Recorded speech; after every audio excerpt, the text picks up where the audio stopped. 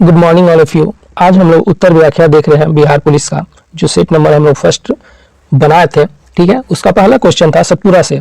सतपुरा पर्वत श्रेणी है, सतपुरा पर्वत श्रेणी यह नर्मदा और ताप्ती नदी के मध्य में स्थित है। ठीक है, तो ये जो है नर्मदा और ताप्ती के, ये नर्मदा हो गया और ये ताप्ती होगा, बीच में ये कौन सा है? सतपुरा पर्वत है, यही है जो डिवाइड करता है। ठीक है, मध्य में स्थित है। प्रारंभ में यह एक बलित पर्वत था। क्या है? शुरुआती में यह एक बलित पर्वत था, लेकिन अभी यह कैसा हो गया? भ्रंश पर्वत हो गया। चलिए, सतपुरा श्रेणी यह 3 पर्वत में विभाजित है। पहला क्या है? राजपीपला, और दूसरा महादेव, और थर्ड में क्या है? मैकाल की है। पहला कौन सा? राजपीपला, दूसरा महादेव और तीसरा मैकाल हो जाएगा। ये पूछता है कि सतपुरा पर्वत है ना नर्मदा और ताप्ती के बीच में है, और ये पहले कैसा था? बलित पर्वत था, लेकिन अभी क्या है? भ्रंश पर्वत है। और इसे कितने विभाग में यानी कितने भाग में बांटा है? 3 भाग में। कौन सा? राजपीपला, महादेव और मैकाले। राजपीपला, महादेव और मैकाले में इसको विभाजित किया गया है। चलिए आगे हम लोग देखते हैं। इसमें राजपीपला हो गया। सतपुरा के सबसे ऊंची चोटी पूछता है कौन? सतपुरा के सबसे ऊंची शिखर पूछता है कौन? ऊंची शिखर तो कौन सा हो जाएगा? धूपगढ़। धूपगढ़ कहाँ है? तो महादेव में। महादेव के लिए क्या जलाएंगे हम लोग? धूप जलाएंगे। धूप अगरबत्ती जलाते हैं महादेव के लिए, तो धूपगढ़ हो जाएगा। तो सतपुरा है ना, सतपुरा के सबसे ऊंची शिखर कौन? धूपगढ़। कौन सा पर्वत में आ जाएगा? तो महादेव पर्वत में आ जाएगा। मैकाले के सबसे ऊंची चोटी अमरकंटक। मैकाले का हो जाएगा सबसे ऊंची चोटी अमरकंटक। अनाई मुड्डी ये पश्चिमी घाट की है। कौन सा? अनाई मुड्डी पश्चिमी घाट की सबसे ऊंची चोटी मानी जाती है, यानी ये कौन सा हो जाएगा? सबसे ऊंची चोटी मानी जाती है। तो यहां से हम लोग का क्या हो जाएगा है ना, देखिए इसमें। चलिए हम लोग यहाँ देख रहे हैं क्या कि पश्चिमी घाट, तो ये जो होता है कौन सा? तो पश्चिमी घाट इधर हो जाएगा। ठीक है, ये जो हो जाएगा पश्चिमी घाट, और ये हो जाएगा मेरा पूर्वी घाट। ठीक है, ये हो जाएगा पूर्वी घाट। तो यहाँ पे ही पश्चिमी घाट में ही, ठीक है, ये पश्चिमी घाट में ही हम लोग कौन सा है? ये अनाई मुड्डी पड़ता है। कौन सा? अनाई मुड्डी पड़ता है। और यहीं पे है ना, इसको क्या बोलते हैं? मालाबार तट भी बोलते हैं। क्या? मालाबार। कौन सा? मालाबार तट बोलते हैं। मालाबार तट बोलते हैं। कौन सा? मालाबार तट इसको बोलते हैं। कौन सा बोलते हैं? मालाबार तट इसको बोला जाता है।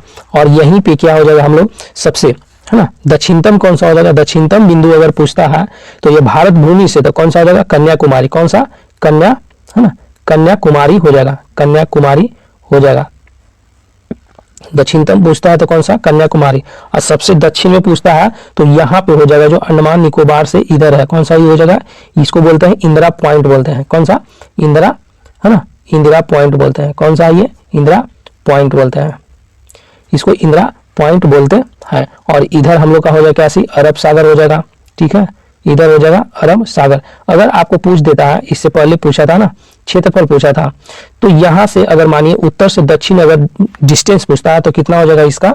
3200, है ना, कितना? 3214 किलोमीटर डिस्टेंस इसका हो जाएगा। 3214 किलोमीटर क्या हो जाएगा? इसका डिस्टेंस होगा। ये उत्तर से दक्षिण का हो जाएगा। ठीक है, और पूरब से पश्चिम का अगर पूछता है, क्या? पूरब से जो पश्चिम है तो उसका कितना होगा? 29, कितना? 2933, यानी कि 2933, कितना? 2933 किलोमीटर हो जाएगा। कितना? 2933 किलोमीटर हो जाएगा। कितना? 2933 किलोमीटर। तो यहां से हम लोग का उत्तर से अगर दक्षिण पूछता है तो कितना? 3214 किलोमीटर हो जाएगा। कितना? 3214 किलोमीटर हो जाएगा। और पूरब से पश्चिम पूछता है तो 29, है ना, और यहाँ पे क्या होगा? 33, यानी कि 2933 किलोमीटर हो जाएगा। इसी तरह से पूछता है। तो यहां से हम लोग क्वेश्चन को देख लिए। चलते हैं आगे अगला क्वेश्चन पे। चलिए हम लोग सेकंड नंबर में देखते हैं ब्रह्मगुप्त। क्या है? ब्रह्मगुप्त, इनका जन्म हुआ था 598 ईस्वी में, और ये क्या थे? गणितज्ञ थे। और ये है ना, चक्रीय चतुर्भुज क्षेत्रफल दिए थे, यानी चक्रीय चतुर्भुज का क्षेत्रफल दिए थे, यानी कि बनाए थे। ठीक है, चक्रीय चतुर्भुज ये हो जाएगा आपका। ठीक है, इस तरह से आपका ये क्या हो जाएगा? चक्रीय चतुर्भुज हो जाएगा। ये आपका चक्रीय चतुर्भुज हो जाएगा। ये फॉर्मूला कौन दिए थे? तो ब्रह्मगुप्त दिए थे। इनका जन्म 598 ईसा पूर्व में हुआ था। और ये एक और भी चीज बताए थे। क्या? ब्रह्मगुप्त जो थे न्यूटन से पहले ही बता दिए थे कि पृथ्वी में गुरुत्वाकर्षण उपस्थित है। पृथ्वी में क्या है? गुरुत्वाकर्षण उपस्थित है। चलिए हम लोग आते हैं 4th नंबर पे। यहाँ दिया हुआ सिकंदर के बारे में। ठीक है, ये सिकंदर का जन्म अगर पूछता है तो जन्म इसका कब हुआ था? तो 356 ईस्वी में हुआ था। कब हुआ था? जन्म जो हुआ था 356 ईस्वी में हुआ था। ये भारत पे आक्रमण कब किया था? तो 1926 ईस्वी में पहली बार आक्रमण किया था, भारत से छोड़ दिया, यानी भारत को छोड़ा कब, तो 325 ईस्वी में, ठीक है, 325 बीसी में ये क्या किया था, भारत को छोड़ दिया था, ये सब बीसी में है, ठीक है, भारत को कब, तो 325 बीसी में छोड़ दिया, और बेचारा ये मर गया, कब मरा था, तो 323 ईस्वी में क्या हो गया, है ना, 323 बीसी में क्या हो गया था, इनका मृत्यु हो गया था, यानी ये 356 में जन्म हुआ, भारत पे आक्रमण किए 326 में, अब भारत से लौट गया कब, इसको 325 में, और 325 के बाद क्या हो गया, ये सिद्धार्थ गया, है ना, ये इनका डेथ हो गया था, ठीक है। चलिए तो आगे हम लोग देखते हैं इसमें क्या, तो यहाँ क्या हो गया कि भारत पर 326 बीसी पर क्या किया, आक्रमण किए थे, और ये कौन सा युद्ध हुआ था, हाइडे स्पीच का युद्ध हुआ था, है ना, हाइडे स्पीच का युद्ध हुआ था, इसमें पंजाब के शासक पोरस तथा सिकंदर के बीच में युद्ध हुआ था, सिकंदर 325 बीसी यानी 325 बीसी में भारत को छोड़ दिया, 325 है ना, 323 में सिकंदर की मृत्यु हो गया, कैसे हुआ था, मलेरिया से हुआ था, कहाँ में हुआ था, बेबीलोन में हुआ था। चलिए अगला क्वेश्चन हम लोग देखते हैं इसमें, सिकंदर का सेनापति यानी सिकंदर किसका सेनापति था, तो ये सेलुकस निकेटर का सेनापति था, सिकंदर सेनापति था किसका, तो सेलुकस निकेटर का, निकेटर ऐसे पढ़िएगा ना। 73वां संविधान संशोधन कब हुआ था, तो 1992 में हुआ था, कब हुआ था, तो 1992 में हुआ था, और 73वां संविधान संशोधन किससे संबंधित है, तो ये पंचायती राज से संबंधित है, कौन सा, ये भाग अगर पूछता है तो ये 9 का क्या हो जाएगा, है ना, यानी कि भाग कौन सा हो जाएगा, 9 हो जाएगा, ठीक है, भाग 9 ये हो जाएगा। उसी तरह से आगे हम लोग देखेंगे क्या कि इसमें अनुच्छेद दिया गया कौन सा, तो अनुच्छेद जो है हमारा 243 ए से लेकर 243 ओ तक है ना प्रावधान किया गया है। चलिए इसमें क्या है, यानी कि 243 से लेकर 243 ओ तक इसका चर्चा किया गया है, अलग अलग इसमें टैक्स है ना, टैक्स है, ये शासन व्यवस्था के लिए इसमें दिया गया है, हम एक वीडियो बनाया है उसमें देख लीजिएगा, ठीक है, शॉर्ट वीडियो में दिया गया है 11वीं अनुसूची, और ये 11वीं अनुसूची, इसमें 11 अनुसूची जोड़ी गई है, क्या हो गया इसमें 11 अनुसूची जोड़ी गई है। 74वां संविधान संशोधन, ये क्या है, 74वां संविधान संशोधन जो था ये किससे था, नगर पालिका से था, किससे था, ये नगर पालिका से था 1993 में, ठीक ठीक, कहीं कहीं आपको 1993 भी मिल जाएगा उससे पंचायती राज के लिए, ठीक है। तो ये क्या होगा, सबन नगर पालिका हो जाएगा, और ये भाग पूछता है तो कौन सा, यानी 9 के ए, ठीक है, 9 ए बोलेगा या तो 9 के क बोलेगा, ठीक है, 9 के क बोलेगा, 9 के क भी रहेगा तो वही 9 के ए भी बोलेगा, तो ये नगर पालिका से संबंधित है। अनुच्छेद 40 में ग्राम पंचायत का गठन का प्रावधान किया गया है, यानी कि अनुच्छेद जो 40 है पूछता है वो, है ना, कि नगर पालिका सॉरी ग्राम पंचायत से ये संबंधित है। चलिए पंचायती राज से संबंधित कुछ समितियां बनाया गया था ना, पंचायती राज के लिए कुछ समिति बनाया गया था, ठीक है, इसमें बहुत सारे लोग अपना अपना विचार दिए थे। चलिए तो पहला क्या है, बलवंत राम मेहता, कौन सा, तो बलवंत राम मेहता पूछता है कि किससे संबंधित है, तो पंचायती राज से संबंधित है। ये कब आया था, तो 1957 में ये आया था, कब आया था, 1957 में आया था। अशोक मेहता समिति, यानी अशोक मेहता समिति किससे संबंधित है, तो अशोक मेहता समिति जो है आपका पंचायती राज से संबंधित है, और ये कब आया था, तो 1977 में आया था। अशोक मेहता बोलेगा तो कब, 1977 में आया था। हनुमंत राव, क्या नाम है, हनुमंत राव, कब ये, तो 1983 में इसको लाया गया था, 1983 में ये लाए थे हनुमंत राय, ठीक है, हनुमंत राव, क्या नाम है, हनुमंत राव, किससे है, तो ये पंचायती राज से संबंधित है। चलिए जीवी, है ना, जीवी के, है ना, जीवी के राव, कौन, क्या नाम है इनका, जीवी के राव, ये जो है 1985 में, कब, तो 1985 में इनका समिति यानी गठन हुआ था। किस लिए आया था ये, तो ये पंचायती राज के संबंधित में, पंचायती राज के संबंधित में क्यों आया, है ना, ये सब सुधार किए थे, है ना, ये जितना समिति बना था जो त्रुटियां हुआ उसको सुधार के लिए ये सब चल रहा था। फिर है ML, क्या है, ML सिंधवी समिति, कब, तो 1986 में, ML सिंधवी समिति कब, 1986 में आया था, किस लिए है, तो पंचायती राज के लिए है। PK थुंगन समिति 1989 में आया था, कब, तो 1989 में ये लाया गया था, ठीक है, ये PK थुंगन समिति कब, 1989 में आया था। हरलाल सिंह खर्रा, क्या नाम है, हरलाल सिंह खर्रा समिति जो आया था कब, तो 1990 में लाया गया था, किससे संबंधित है, तो पंचायती राज से संबंधित है। चलिए हम लोग देखते हैं आगे, भारतीय संविधान में कुल 395 अनुच्छेद है, ठीक है, क्रम में कुल अनुच्छेदों की संख्या 450 से अधिक हो गई है, कितना था, कितना, तो 395, और एक से बढ़ के कितना हो गया, तो हो गया 450 तक हो गया, कितना, 450 तक अब हो गया है, कितना, 450, यानी समझिए कितना हो गया, 450 तक अभी अनुच्छेद संशोधन होते रहता है ना, हर संविधान में हर चीज में हर समय एक ही चीज नहीं रहता है, उसके लिए आदमी के अनुसार वो संशोधन होता ही है। अनुच्छेद 26 क्या हो जाएगा यहाँ पे? 26 धार्मिक मामले के प्रबंध की स्वतंत्रता। आप कोई भी धार्मिक मामले के बारे में आप सोच सकते हैं, विचार कर सकते हैं, आप जाइए जिस धर्म में रहिए, आपको स्वतंत्रता देती है। कौन? ये संविधान आपको देती है। अनुच्छेद 23 मानव और अन्य समान, है ना, अन्य समान श्रम के रूप में यातायात प्रतिबंध है, यानी कि श्रम के रूप में है जो मानव और अन्य समान की, है ना, यातायात के रूप में ये क्या है? संबंधित है। चलिए अनुच्छेद 24 है कारखानों में बच्चों के रोजगार पर प्रतिबंध, यानी कि बच्चा को कारखाना में आप छोटा बच्चा को नहीं लगा सकते हैं, छोटा बच्चा को भारी काम नहीं करा सकते हैं, ये संविधान आपको ऑर्डर देता है। देखते हैं होटल में ना, जो होटल देखते हैं होटल में छापा मार देता है, बच्चा को रख ले रहता है, वो पकड़ के ले जाता है। चलिए पुलिस लोग आता है, थाना वाला, है ना, वो ले जाता है। चलिए अनुच्छेद 28 ठीक है, कुछ शैक्षणिक संस्थानों में धार्मिक पूजा में उपस्थित की स्वतंत्रता देता है, यानी कुछ शैक्षणिक संस्था में है जो धार्मिक पूजा में आपको क्या यहाँ पे स्वतंत्रता देती है। चलिए जैन धर्म के महत्वपूर्ण, है ना, महत्वपूर्ण क्या है? मौलिक सिद्धांत है, 5 वो दिए थे, पहले 4 ही था, ठीक है, पहले 4 था, लेकिन एक आए थे वो दिए थे, अलग से दिए थे। तो पहला क्या है? अहिंसा हो जाए, है ना, अहिंसा जो सबसे फेवरेट किन का? गांधी जी का था, अहिंसा। आज भी हम लोग आंदोलन करते हैं, देखते हैं पटना में आंदोलन होता है, तो अहिंसा, है ना, कि हम लोग अहिंसात्मक रूप से आंदोलन कर रहे थे, लेकिन फिर भी ये हो गया। तो यहाँ पे क्या हो जाएगा? अहिंसा, पहला कौन सा होगा? अहिंसा। दूसरा क्या हो जाएगा? सत्य, यानी कोई झूठ नहीं बोलना, है ना, सत्य का मतलब हो गया क्या? यहाँ कोई झूठ नहीं बोलना। असत्य का मतलब क्या हो जाएगा? चोरी न करना, असत्य का मतलब चोरी न करना। अपरिग्रह मतलब क्या होगा? कोई संपत्ति नहीं रखना। ये जैन धर्म में है, ठीक है, ये क्या है? जैन धर्म में है। अभी जितना है ना जैन धर्म में बहुत, अभी जमीन बहुत सारे इन लोगों के पास में बहुत सारा जमीन है, ठीक है, आप झारखंड में चले इधर तो बहुत सारा जमीन इन लोगों के पास में अभी भी है ना। तो यहाँ पे क्या बोल रहा है? जो सिद्धांत है उस पे हम लोग, है ना, तो ये असत्य है, चोरी न करना, ठीक है, सत्य यानी झूठ नहीं, है ना, कोई झूठ नहीं, कोई झूठ नहीं। अपरिग्रह, कोई संपत्ति नहीं, लेकिन अभी बहुत संपत्ति उन लोगों के पास में। ब्रह्मचर्य, संयम का पालन करना, बाकी, है ना, इस तरह से मिलता है, हर त्रुटि आपको इस तरह से मिलेगा। चलिए आगे हम लोग देखते हैं 7 नंबर। चलिए इसमें क्या, हाँ देखिए 5वां सिद्धांत दिए थे, है ना, ये क्वेश्चन याद रखिएगा कि 5वें मौलिक सिद्धांत ब्रह्मचर्य दिए थे। कौन दिए थे?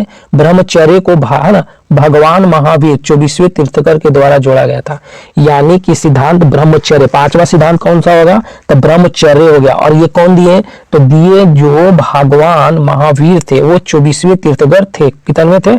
24वें तीर्थंकर थे, ठीक है, 24वें तीर्थंकर थे। 18वीं शताब्दी के दौरान दक्षिण भारत में अंग्रेजों तथा मैसूर राज्य के बीच में 4 युद्ध लड़े गए थे, यानी कि 18वीं सदी में, यानी कि 1700 से लेके 1799 तक, कितना?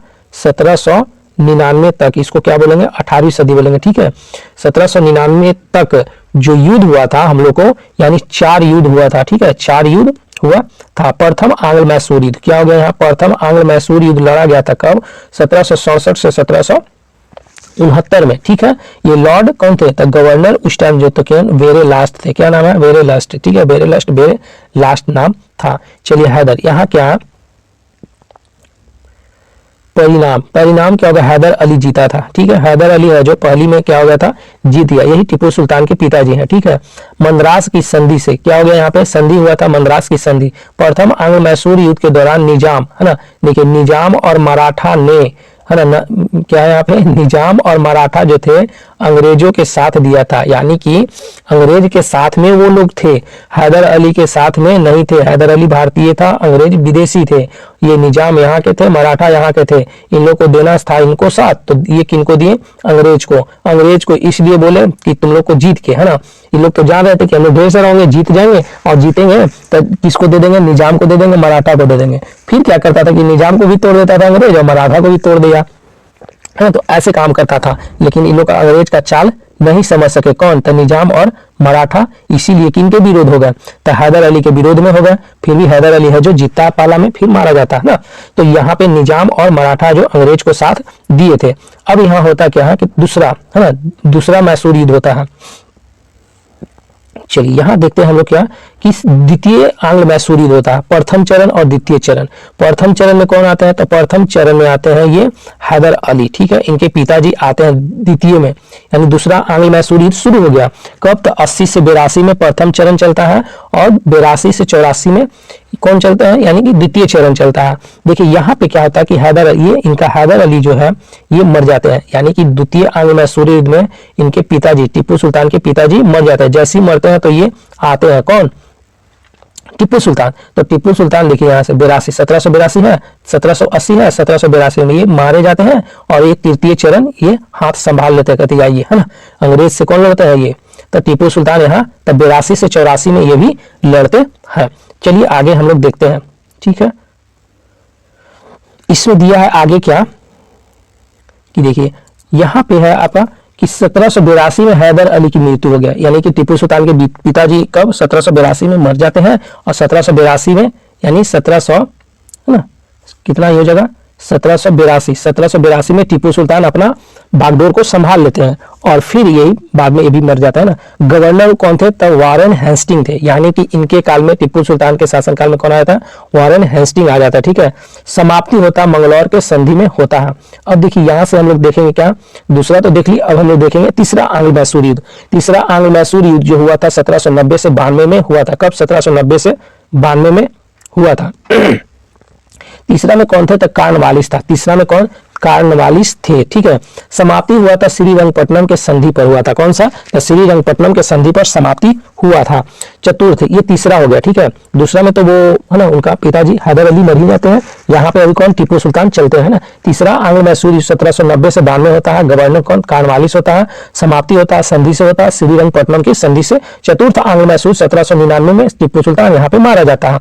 ये बेलेजली है जो बेइज्जती कर करके उनको मार देता है। बेलेजली याद रखिएगा ना, तो बेलेजली है जो बेइज्जती कर करके किनको मार देता है, टीपू सुल्तान को मार देता है, ठीक है। टीपू सुल्तान 1799 में मारा जाता है, यानी कि दूसरा, यानी कि द्वितीय जो आंग्ल मैसूर युद्ध हुआ था उसमें इनके पिताजी मारे जाते हैं और चौथा में कौन, ये टीपू सुल्तान मारे जाते हैं। चलिए आगे हम लोग देखते हैं। यहां दिया है कि झांसी, है ना, रानी झांसी कप, क्या है कि रानी झांसी कप का संबंध किस क्रिकेट से, यानी कि संबंध किससे है, क्रिकेट से। बोलेगा कि रानी झांसी कप खेल रहे हैं, चलिए वहां रानी झांसी कप हो रहा है, तो कौन सा कप हो रहा है यहाँ पे, यानी कि रानी झांसी कप हो रहा है, यानी क्रिकेट वहां पे शुरू हो गया, खेल से संबंधित कुछ टॉपिक है क्रिकेट से। एसेज, क्या नाम है, एसेज, एसेज कप बोलेगा तो किससे है, क्रिकेट से। एसेज कप किससे, क्रिकेट से। एशिया कप बोलेगा तो ये तो सबको पता है ना, एशिया कप किससे, तो क्रिकेट से होगा। सीके नायडू कप तो क्रिकेट से। देवधर क्रिकेट से, देवधर भी क्रिकेट से। दिलीप गावस्कर या बॉर्डर ट्रॉफी किससे, क्रिकेट से। ईरानी ट्रॉफी पूछता है तो क्रिकेट से, ईरानी ट्रॉफी क्रिकेट से। जिलेट, है ना, जिलेट कप किससे, तो क्रिकेट से हो जाए। जिलेट कप कौन कौन हो जाएंगे, तो क्रिकेट से संबंधित है। चलिए फुटबॉल का अब यहाँ पे प्रतियोगिता से देखेंगे हम लोग। तो रोबर, क्या नाम है, तो फुटबॉल से क्या होगा, फुटबॉल से लगेगा तो रोइएगा नहीं, रोबर, तो क्या हो जाएगा, रोबर्स कप हो जाएगा।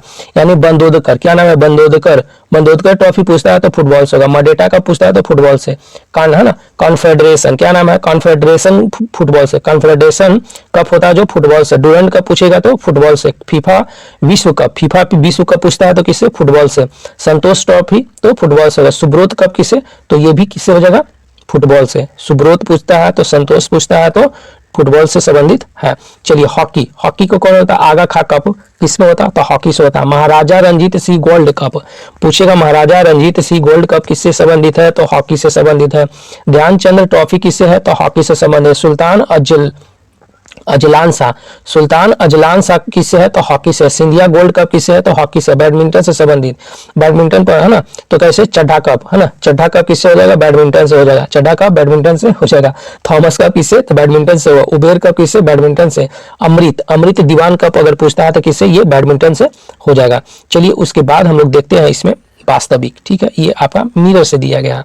यहाँ बोला गया है क्या कि वास्तविक प्रतिबिंब, अगर कोई भी वास्तविक प्रतिबिंब बनता है तो वो उल्टा बनता है, उल्टा बनेगा तभी हम लोग को सीधा दिखेगा, नहीं तो वो सीधा बनेगा तो उल्टा हम लोग को खुद दिखेगा, है ना। तो वास्तविक प्रतिबिंब, वह प्रतिबिंब उल्टे होते हैं। कैसा होता है वो प्रतिबिंब, उल्टे होते हैं। इसे पर्दे पर है ना प्रक्षेपित किया जाता है, यानी कि वास्तविक प्रतिबिंब जो बनेगा वो हमेशा उल्टा होता है ना। वास्तविक जो बनता है यानी वास्तविक प्रतिबिंब हमेशा उल्टा होता है और इसे हम लोग सीधा यानी कि पर्दा पे देख सकते हैं। जैसे हम लोग हॉल में जाते थे पहले, है ना, हॉल में आ जाइएगा ना तो आपको उस तरह पीछे से फोकस करता है, वो पर्दा रहता है, टीवी नहीं रहता है ना। अब तो डिजिटल टाइप से आता है, बहुत बड़ा पर्दा आता है, उसमें मतलब वो चलता है। तो ये क्या होगा, वास्तविक हमेशा क्या होता है, वास्तविक हमेशा उल्टा होता है और इसे पर्दे पर उतारा जा सकता है। काल्पनिक या अभिसारी, इसको याद रखिएगा, काल्पनिक है तो कल्पना हमेशा क्या होता है, सीधा रहेगा, है ना। कल्पना क्या होगा, सीधा रहेगा। यह प्रतिबिंब सीधे होते हैं और सीधा जो होगा उसे पर्दे पे हम लोग नहीं उतार सकते हैं क्योंकि वो उल्टा दिखेगा। क्या, उसको उल्टा दिखबे करेगा, उल्टा। तो बोल रहा प्रतिबिंब सीधे होते हैं, ठीक है, यानी काल्पनिक जो है प्रतिबिंब वो सीधे होते हैं और जो सीधा होगा वो हमेशा उल्टा, यानी कि सीधा होगा वो क्या हो जाएगा, सीधा होगा वो पर्दे पर नहीं उतारे जा सकते हैं क्योंकि वो क्या हो जाएगा, सीधा रहेगा लेकिन हम लोग को दिखेगा दूसरा तरह से, उल्टा दिखेगा। ठीक है, चलिए आगे हम लोग देखते हैं क्वेश्चन नंबर 11। ठीक है, क्वेश्चन नंबर 11 में यहां हम लोग को दिया है, यहाँ दिया हम लोग को सोडियम के बारे में। क्या है यहाँ पे, सोडियम के बारे में दिया गया है। तो यानी कि सोडियम हाइड्रोक्साइड, क्या है यहाँ पे, sodium hydroxide, sodium hydroxide NaOH क्या बोलते हैं, सोडियम होगा, हाइड्रोक्साइड होगा। इसका रासायनिक नाम पूछता है तो कास्टिक सोडा हो जाएगा। क्या हो जाएगा इसका, तो रासायनिक नाम पूछता है तो कास्टिक सोडा हो जाएगा। उपयोग किस में करते हैं, तो इसको तो साबुन बनाने में हम लोग कास्टिक सोडा या सोडियम हाइड्रोक्साइड का उपयोग करते हैं। कागज बनाते हैं तो उसमें उपयोग करते हैं, कपड़ा का उद्योग में भी करते हैं, चिकित्सा क्षेत्र में भी इसको हम लोग करते हैं। अन्य नाम क्या है, इसका नाम है लाई, लाई खाने वाला लाई नहीं है ना, ये लाई है। ठीक है, इसका अन्य नाम क्या है, लाई, सोडियम हाइड्रोक्साइड का। 12 हो गया, 13 का हम लोग यानी 12 पढ़ेंगे।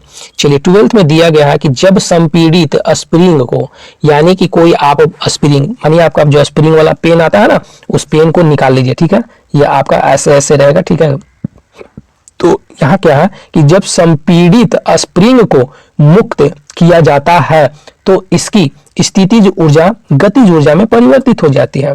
आप मानिए पेन का जो स्प्रिंग है वो निकाल लिए और निकाल के इतना बड़ा पेन वाला क्या था, स्प्रिंग वाला इतना बड़ा था, और दोनों और है ना फिंगर से, यानी फिंगर से इसको पचका के कितना कर दिए, इतना कर दिए, इतना नहीं इतना था ना, ये ऐसे चप गया। और ये जो चपा हुआ है ना, तो अभी ये क्या है, स्थितिज ऊर्जा में है। ये क्या है, स्थितिज ऊर्जा में। कौन सा ऊर्जा में है, ये स्थितिज ऊर्जा में है। जैसे इसको छोड़िएगा तो ये फिर ऐसे होगा और ये बड़ा हो जाएगा। ठीक है, ये बड़ा होगा, जितना आकार रहेगा उतना ही होगा, लेकिन ये डिस्टेंस भी चल जाता है, यानी फिर आ जाएगा उधर, यानी उधर चला जाएगा। तो ये था स्थितिज ऊर्जा में, इसको छोड़े तो अब ये क्या हो गया, गति में हो गया। ठीक है, तो इसको गति ऊर्जा बोलेंगे। ठीक है, यहाँ दिया हुआ है गतिज ऊर्जा में परिवर्तित हो जाती है। तो इस तरह से हम लोग देख लिए। चलिए ऊर्जा, यहाँ दिया है कि गतिज ऊर्जा, तो गतिज ऊर्जा का फॉर्मूला होता है क्या, 1/2 mv²। m क्या होता है, मास होता है ना, m क्या होता है, यहाँ पे द्रव्यमान दिया है। ठीक है, यहाँ क्या होता है, द्रव्यमान होता है। v क्या होता है यहाँ पे, तो उसका वेग हो जाएगा, v क्या हो जाएगा, वेग हो जाता है। तो गतिज ऊर्जा, यदि m द्रव्यमान का कोई पिंड v वेग से गति करता है तो इतना हो जाएगा, ये सवेग दिया गया है। चलिए गतिज ऊर्जा के उदाहरण यहाँ हम लोग देख लेते हैं कि गतिज ऊर्जा किस किस चीज में होती है। तो गतिज ऊर्जा यहाँ पे दिया है कि बंदूक से छुट्टी, है ना, मानिए कि यहाँ पे छुटकी खड़ी है ना, यहाँ पे छुटकी खड़ी है और यहाँ से आया और ये बंदूक, तो ये जो छोटका है या छुटकी, मानिए छुटकी चला रही है गोली, है ना, तो छुटकी हाथ में बंदूक ले ले, है ना, तो बंदूक से छूटी हुई गोली लक्ष्य भेदने की क्षमता, है ना, में सक्षम है। तो ये क्या है, गतिज ऊर्जा का उदाहरण है। फिर उसके बाद क्या है, आंधी, है ना, आंधी में क्या है कि छुटकी का घर है, ठीक, तो आंधी में टीन उड़ाने की क्षमता रखता है, तो ये कौन सा, गतिज ऊर्जा का ही है उदाहरण। तो छुटकी है ना, घर बनल था, ये क्या है, ऊपर से करकट उड़ गया, तो ये क्या है, आंधी में टीन उड़ाने की क्षमता। गतिशील हथौड़े की कील, है ना, गाड़ने की क्षमता। जो गतिशील जो हथौड़ा हम लोग चलाते हैं ना, यानी कि लकड़ी जो ठोकते, सॉरी लकड़ी कांटी जो ठोकते हैं, वो यहाँ पे गतिज ऊर्जा का उदाहरण है। चलिए पवन चक्की, पवन चक्की जो होता है बड़ा सा लगा रहता है ना, वो क्या, तो पवन चक्की चलाना, है ना, ये क्या हो जाएगा, ये भी गतिज यानी गतिज ऊर्जा का उदाहरण है। अब देखते हैं हम लोग यहाँ पे, चलिए आगे देखते हैं क्या यहाँ दिया है कि बाघों की आबादी बचाने के लिए बाघों की परियोजना चलाया गया, कब, 1973 से 74 में शुरू किया गया। अब यहाँ पे हम लोग देखेंगे कि बाघ परियोजना क्यों शुरू किया गया, क्योंकि सबसे ज्यादा जानवर हम ही लोग, है ना, बाघ को मार के, था तो नहीं लोग, सबका तो जंगल था, जंगल तो सबको का था। ठीक है, पहले सबसे पहले मिला था तांबा, है ना, तांबा मिला, उसके बाद जैसे ही लोहा मिला, है ना, जैसे ही लोहा मिला तो लोग क्या हो गया, लोहा हो गया, आयरन की तरह काम किए।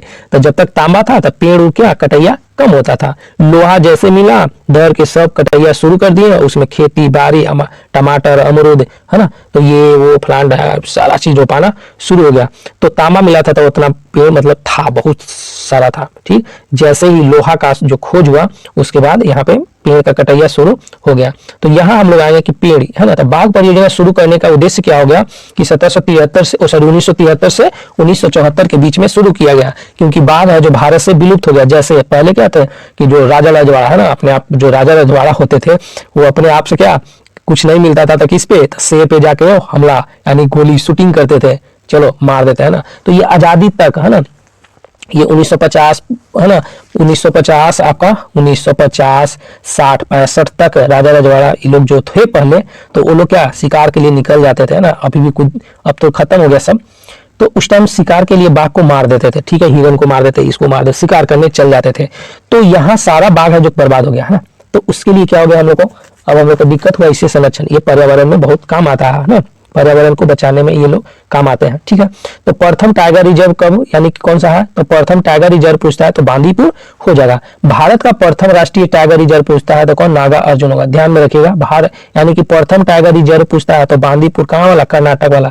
भारत का प्रथम बड़ा टाइगर यानी बड़ा टाइगर रिजर्व पूछता है तो कौन, नागा सागर नागा अर्जुन सागर होगा। भारत का 54वां यानी कि 2022 में बनाए कहाँ में, उत्तर प्रदेश में है, रानी है ना, कौन सा है, रानीपुर, कौन सा होगा, रानीपुर वन्य जीव अभयारण्य कहाँ में है, तो भारत के उत्तर प्रदेश में है। और कितनवा, ये 54वां है। तो प्रथम पूछता है यानी कि प्रथम कौन, तो बांदीपुर कर्नाटक वाला। और 54वां कौन, तो ये 2022 में बना है, कहाँ में, उत्तर प्रदेश में, कौन सा आता है, रानीपुर वन्य जीव अभयारण्य। अब भारत का सबसे बड़ा पूछता है टाइगर तो कौन, नागा अर्जुन हो जाएगा। चलिए इससे हम लोग आगे देखते हैं। यहाँ कुछ जानवरों से संबंधित हम लोग को देखेंगे। यहाँ दिया हुआ है ये क्वेश्चन है ना, पूछता है कि समुद्री कछुआ परियोजना, देखिए बाघ को तो मार के खाएंगे, कछुआ भी लोग बहुत मार के है ना उसको बेचते हैं ना, दवा ये बनता है। तो कछुआ है ना, समुद्री कछुआ परियोजना कब, तो 1995 में। कछुआ के लिए कब, तो 1995, ध्यान में रखिएगा 1995। उसका पैर के हुआ था, 4 गो 5 गो, आयो मोड़ी देख लीजिए 5 गो है ना, तो याद रखिए 5 से 95 है ना। तो 1995 हिम तेंदुआ तो 2009 में, इसका भी विलुप्त के शुरू हुआ था, इसलिए है ना इसको संरक्षण करना बहुत जरूरी हो गया। तो ये 2009 में। हाथी बोलेगा तो कितना, 92 किलो, यानी कि कोई अगर मानिए है ना, मतलब बता रहे हैं, ठीक है, कोई लड़का हो या लड़की हो, ठीक, तो ज्यादा अगर वजन होता है तो कोई घर वाला हो या बाहर वाला, कोई माने या ना माने, लेकिन घर वाला बोल ही देता, ठीक है, हाथी नियर हो गया है ना। तो क्या उसको तब 92 किलो हो गया, हाथी नियर हो गया है ना। तो ऐसे 92 यानी कि 1992 में होता है। घर में बोल ही देता, आप कैसे रहिएगा तो बोले पतला रहिएगा तो ये बोलेगा, मोटा रहेगा तो ये बोलेगा, मिडिल रहिएगा तो ठीक रहेगा ना। तो डॉल्फिन परियोजना पूछेगा तो 1997 में, हाथी पूछता है तो 1992 में, और तेंदुआ पूछता है तो 2009 में, और कछुआ पूछता है तो 1995 में, और यहाँ पे आपका 1973 हो गया। यहाँ से फॉर्मूला देख लीजिए, बेलन का आयतन होता है पाई आर स्क्वायर एच होता है, बाकी फॉर्मूला और है ना। यहाँ पे क्या है, तो गोले का आयतन दिया कितना, गोले का आयतन दिया आपका 4/3 पाई आर क्यू, ठीक है, फॉर्मूला था, केवल पढ़ते थे, ठीक है, बाकी क्वेश्चन उसमें था। चलिए आगे देखते हैं हम लोग चंद्रमा। चंद्रमा पर जी का मान, यहाँ बोल रहा है क्या कि जब चंद्रमा पर जी का मान पृथ्वी की है ना 1/6 गुना होती है, यानी कि चंद्रमा पर जी का मान पृथ्वी की 1/6 होती है। मानिए कि यहाँ पे आपका 60 किलो है तो ऊपर ले गए तो आपका कितना होगा, 1 यानी कि 60 है, और फिर उसके बाद गुना कर दीजिए 1/6 यानी कितना 10 किलो, तो ऊपर होगा कितना 10 किलो हो जाएगा। पेंडुलम का आवर्त काल है ना, पेंडुलम का जो आवर्त काल होता है क्या होता है, 2 पाई, क्या होता है 2 पाई, और यहाँ पे क्या होगा, ये एल लंबाई हो जाएगा और ये जी हो जाएगा, ठीक है। ये पेंडुलम की आवर्त काल के बारे में है, हम लोग पढ़ रहे थे, ये 17 नंबर। चलिए आगे देखते हैं हम लोग 18 नंबर। पेंडुलम का आवर्त काल चंद्रमा पर, अगर ये चंद्रमा पर होगा तो उसका यहाँ पे दिया गया है। चलिए देखिए पेंडुलम का आवर्त काल चंद्रमा पर था 2 पाई हो जाएगा, और ये एल और नीचे क्या होगा G/C हो जाएगा, यानी 6 हो जाएगा, बस वही को यहाँ पे कन्वर्ट कर दिया है, ठीक है। चलिए फ्रीजर, यहाँ क्या फ्रीजर गैस अमोनिया, यानी फ्रीज में क्या होता है, गैस कौन सा होता है, तो अमोनिया गैस होता है ना उसमें। चलिए देखते हैं इसको, हम लोग व्याख्या को देखते हैं। प्रक्रिया, यहाँ पे क्या है, प्रक्रिया में दिया है कि आर्द्रता कम होता है जिसके कारण अतिरिक्त नमी अवशोषित हो जाती है। चलिए शीतल यानी कि ठंडा होने के लिए ऊपर में जो फ्रिज है ना, तो ऊपर में ज्यादा ठंडा होगा, नीचे में कम होता है, ठीक, तो ऊपर में ज्यादा ठंडा होगा। अगर चिल्ड करना है तो ऊपर में, क्योंकि वहीं पे मेन पार्ट रहता है, यहीं पे मेन रहता है मशीन, तो ये फ्रियोन गैस इस पर में भरा रहता है, ठीक है, फ्रियोन गैस भरा रहता है। चलिए आगे देखते हैं हम लोग 19 नंबर में बोला है क्या कि काली मिट्टी। अब यहाँ से देखेंगे काली मिट्टी का निर्माण कैसे होता है। ठीक है, काली मिट्टी का जो निर्माण कैसे होता है, काली मिट्टी बेसाल चट्टान से होता है, यानी कि माने कि एक चट्टान है, ठीक चट्टान है, और यहाँ से अपर्दन हुआ, अपर्दन मतलब टूट फूट, यहाँ काली मिट्टी बन जाएगा। ये चट्टान था और यहाँ से कुछ पवन आया, पानी आया और कुछ भी ऐसे आया है ना, तो ये क्या धीरे धीरे टूट कर ये क्या हो गया, यहाँ पे गिरते चला गया, यहाँ पे गिरते चला गया, या पानी से हो या टकराव से या तो अपने से फूटे या टूटे, तो अपर्दन होता है, वही क्या हो जाता है काली चिट्टी। तो ये कैसा से होता बनता है, बेसाल चट्टान, है ना, बेसाल चट्टान से बनता है। बेसाल चट्टान में अपर्दन के फलस्वरूप काली मिट्टी का निर्माण हुआ। देखिए यही बोल रहा है कि बेसाल चट्टान में, यानी चट्टान में क्या हो गया, अपर्दन हुआ, टूट फूट हुआ, फलस्वरूप क्या बन गया, काली मिट्टी बन गया। अन्य नाम कपासी मिट्टी, रेगुड़, जुता हुआ, है ना, जुता हुआ मिट्टी भी बोलते हैं, या लावा मिट्टी भी इसे नाम दिया जाता है। क्या होता है, लावा मिट्टी, जोता हुआ मिट्टी, यानी कि जोता हुआ मिट्टी मतलब क्या, काली मिट्टी, मानिए कि काली मिट्टी है ना, ब्लैक मिट्टी। तो इस पे हम 1 लीटर है ना लाए, 1 लोटा पानी डाल दिए, 1 लोटा पानी डाल दिया ना, तो ये क्या हो जाएगा, ऐसे ऐसे है ना भुरभुरा के एकदम गिर जाएगा, ऐसे पूरा ऐसे पसर जाएगा, ये तुरंत पसर जाएगा, यानी कि 2-3 मिनट में ये जितना तुरंत ये होता है। कपासी मिट्टी बोलते हैं, रेगुड़ बोलते हैं, है ना, बाकी ये आप देखिएगा, ये क्वेश्चन पूछता है। इसमें क्या होता है कि जल धारण करने की क्षमता अधिक होती है। ठीक है, जल धारण करने की क्षमता अधिक होती है। देखते हैं जब गर्मी आता है तो गर्मी में क्या होता है, केवाला मिट्टी जो होता है, केवाला मिट्टी हम काली मिट्टी केवाला बोलते हैं, केवाला, है ना। तो ये प्लॉट है, प्लॉट में क्या हो जाएगा ना कि बीच में है ना ये ऐसे दरार पड़ जाता है, क्या ये दरार ऐसे ऐसे पड़ जाएगा, ये बीच में खाली हो जाता है, ऐसे ऐसे दरार पड़ जाता है। ठीक है, तो ये काली मिट्टी में ज्यादा होता है, लेकिन वही बालू वाला मिट्टी में जाइएगा ना तो सब फ्लैट रहेगा, यानी बराबर रहेगा, कोई उसमें ज्यादा होल नहीं रहता। लेकिन काली मिट्टी रहेगा और दीवार फट जाएगा, उसमें पैर घुस जाता है ना, पैर घुस जाएगा, छिला जाता है। तो ये काली मिट्टी का ये पैमान हो जाता है। इसमें पानी क्षमता, यानी कि पानी मतलब स्टोरेज करने की इसको ज्यादा क्षमता रहता है। मानिए गर्मी के दिन है जैसे, है ना, हम लोग तो मौसम पे डिपेंड रहता है, यहाँ पे कोई भी मौसम पे डिपेंड रहता है, जैसे धान है तो इंतजार करते हैं किसान लोग कि धान यानी कि बारिश होगा तो मोरी रोपेंगे, नहीं तो खेत में तो इतना बड़ा बड़ा मतलब ये रहता है ना दरार कि उसमें पानी, अब तो मोटर हो गया तो इससे सुविधा चलो पटा देता है, लेकिन पहले जो किरासन तेल से चलता था तो उसको भरने में है ना इसको 24 घंटा लग जाता था। 24 घंटा में भी नहीं, पता चला आपका खेत भरते भरते पड़ोसी वाला खेत इधर भर गया, ठीक है, इधर पड़ोसी वाला खेत ज्यादा भर गया, उसका फायदा हो जाता था, क्योंकि दरार रहता था, आपका ही खेत में दरार नहीं रहेगा, वो दूसरा के भी खेत में वो दरार चला जाता है। ठीक है, तो इस तरह से ये होता था। तो ये इसमें क्या होता है, मिट्टी में क्या होता है, धारण करने की क्षमता अधिक होती है। चलिए उसी तरह से हम लोग देखेंगे यहाँ पे क्या आविष्कारक, क्या है आविष्कारक और उपकरण देखेंगे। जिलेट है, जिलेट का क्या है ना रेजर, क्या नाम है इसका, जो जिलेट ब्लेडवा हम लोग यूज करते हैं ना, ओकर का उपकरण जो है कौन, यानी रेजर। जो रेजर है, जो रेजर हम जाते हैं ना, कौन सा ब्लेड दिए, रेजर दीजिए, रेजर तो कौन सा, जिलेट का, है ना। तो ये जिलेट ही जो आविष्कारक थे, कौन थे, आविष्कारक थे। यहाँ पे रेफ्रिजरेटर, क्या है यहाँ पे रेफ्रिजरेटर, यानी क्या हो, रेफ्रिजरेटर मतलब फ्रिज, है ना। यहाँ कौन इसका खोज किए थे, तो हैरिसन, यानी आविष्कारक कौन है, हैरिसन। तो रेफ्रिजरेटर को हम लोग ऐसे समझेंगे, मानिए गांव है, ठीक, गांव में है, तो गांव में क्या आया तुरंत फ्रिज आया, है ना, तो बगल में घर है, इधर घर है, इधर घर है, इधर घर है, इधर घर है, तो इसके यहाँ फ्रिज आया, तो ये क्या होगा, सब चला जाएगा देखने को, फ्रिज आया, ठीक है। तो हैरिसन क्या नाम है, तो एक पड़ोसी में था तो हैरिसन, वो भी गया देखने, कौन, तो हैरिसन, उसका नाम क्या था, हैरी है ना। तो हैरी और सन, हैरी मतलब हरी और सन मतलब बेटा, यानी कि हरी का सन, हरिसन कहा गया देखने, रेफ्रिजरेटर को देखने गया। तो इसे याद रखिए, हैरिसन किसका, तो रेफ्रिजरेटर का। तो रेजर का तो ऐसे याद होगा जिलेट। अब यहाँ पे लेजर लाइट है ना, लेजर जो होता है, तो ये थियोडोरम है ना, थियोडोर मे मैन, क्या थियोडोर मे मैन किया था। रॉबर्ट वाटसन किसका क्या था, रडार पे है, कौन, तो रॉबर्ट है जो अभी क्या रडार पे है, देखते हैं रॉबर्ट से आजकल काम लेता है ना, उसको रडार पे लगा देता है। तो रॉबर्ट वाटसन किसका हो गया, रडार का खोज किए थे। डेनिस, क्या है डेनिस पैपिन, क्या नाम है, डेनिस पैपिन, प्रेशर कुकर। तो प्रेशर कुकर में हम लोग क्या करते हैं, खाना बनाते हैं, हम लोग बनाते हैं ना खाना, तो डेली बनाते हैं, एक दिन में बनाते हैं, चावल डेली बनता है, सवेरे तो बनना जरूरी है ना, अब सबका अलग अलग विचार है। तो डेनिस, यहाँ पे डेनिस से याद रखिए ना, डेली है ना, क्या हो जाएगा, ये डेली हो जाएगा, डेली, ठीक है, डेली ये होगा। तो डेनिस पैपिन, क्या होगा, डेनिस पैपिन किसका खोज किया था, प्रेशर कुकर का खोज किया था। चलिए आगे हम लोग देखेंगे, ये आपका है ना प्रॉफिट एंड लॉस से था क्वेश्चन, जिसको देख लीजिएगा। यहाँ पे 23 नंबर में क्या है, 23 नंबर में दिया वाष्पन की गुप्त ऊष्मा, है ना, यानी वाष्प जो होता है ना, जो भाप बोलते हैं, उसका गुप्त ऊष्मा सबसे अधिक होता है। यानी कि जल की वाष्प, है ना, वाष्पन गुप्त ऊष्मा होता है 2200, कितना, 2260 किलो, है ना, जूल प्रति केजी होता है, प्रति केजी होता है। किसी पदार्थ के 1 किलोग्राम, कोई पदार्थ है उसका 1 किलोग्राम को इसके क्वथनांक पर द्रव अवस्था से गैसीय अवस्था में बदलने के लिए आवश्यक ऊष्मा की मात्रा कहलाती है। बस कुछ दिया नहीं है इसमें खास, है ना। चलिए आगे हम लोग देखते हैं। चलिए हम लोग 24 नंबर को देखेंगे। 24 नंबर में दिया है, ये हमारा प्यारा भारत है और यहाँ पे हम लोग बोलेंगे क्या, कोंकण तट।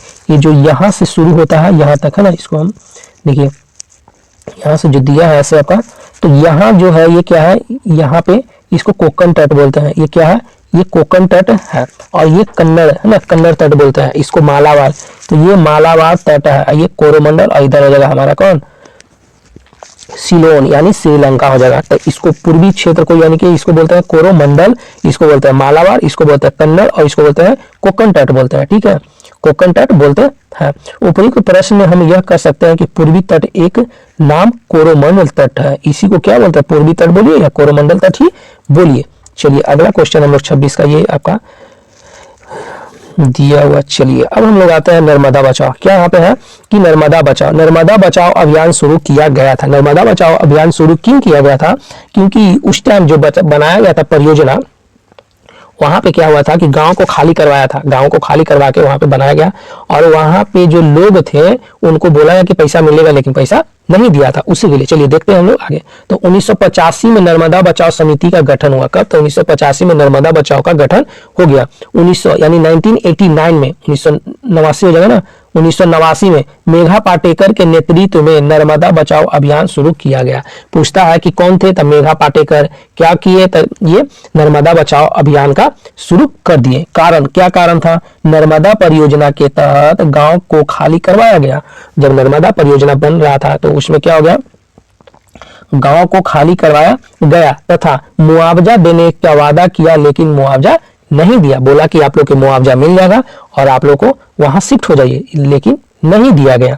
परिणाम हुआ विश्व बैंक की सहायता से 1996 में मुआवजा को क्या हो गया, तो मुआवजा हम लोग को मिल गया। ठीक है, बस यही था इतना कहानी, मुआवजा के लिए इतना चला था।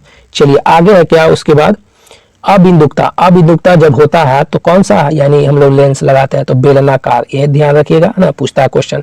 तो अबिंदुकता एक क्षैतिज तथा ऊर्ध्वाधर में रेखा में स्पष्ट नहीं दिखाई देती है, उसे अबिंदुकता कहते हैं। कारण क्या होता है कि कॉर्निया की आकृति, जो कॉर्निया है ना, ओकर साइज जो होता है अनियमितता होता है बेलना। चलिए आगे हम लोग देखते हैं। गति का जड़त्व है ना, उससे ज्यादा दूर तय करने में मदद करता है। देखिए यहाँ पे क्या बोल रहा है कि मानिए यहाँ पे है, ठीक, यहाँ पे कौन, ट्रेनर लोग है, यानी कि रनिंग जो करवाते हैं वो, यहाँ से छुटकी दौड़ना शुरू कर देती है। तो दौड़, है ना, छुटकी यहाँ से भी कूद सकती थी, लेकिन यहाँ से कूदेगी तो एजे पड़ी रह जाएगी। ठीक, तो यहाँ पे क्या है कि छुटकी, है ना, छुटकी क्या करेगी, यहाँ से तो दूरी यानी कि ज्यादा दूर से रनिंग करेगी और यहाँ से जंप करके एक तुर यहाँ तक फान जाएगी। यहाँ से की तो यहीं तक रह गई, लेकिन यहाँ से की तो यहाँ तक। अब ये मत कहिए कि पीछे और जाएंगे तो यहाँ चले जाएंगे, तो ऐसा नहीं होगा। ठीक है, तो ये क्या बोल रहा है यहाँ पे, न्यूटन के नियम से। ठीक है, तो यहाँ बोल रहा है क्या कि गति का जड़त्व उसे ज्यादा दूरी तय करने में मदद करता है, यानी जो गति है ना उसका जड़त्व बन जाता है और वो ज्यादा दूरी तय करने में मदद करती है। न्यूटन के गति का पहला नियम, यदि कोई वस्तु विराम अवस्था में, न्यूटन का पहला नियम क्या है कि एजा पर छुटकी है, मानिए कोई पत्थर रखा हुआ है, तो यदि कोई वस्तु विराम अवस्था में है तो अपनी अवस्था बनाए रखना चाहती है। ठीक, ये कोई पत्थर है तो यहीं पे रहना ये चाहेगा, ठीक है, ये यहीं पे रहना चाहेगा, मानिए यहाँ पे पत्थर रख दे, ठीक है, चाहती है, तथा गति की अवस्था में तो अपनी गति की अवस्था बनाए रखता। अगर वो गति कर रहा था वो हमेशा गति करने के लिए वो सोचेगा, जब तक कि उसको बाहर वाला कोई न रोके, है ना, बाहर वाला कोई न रोके तब तक वो गति करते रहेगा। मानिए आप साइकिल चला रहे हैं, तो साइकिल चला रहे हैं तो साइकिल को पैंडल मारते रहिए, पैंडल मारते रहिए, वो क्या होगा, चलते रहेगा।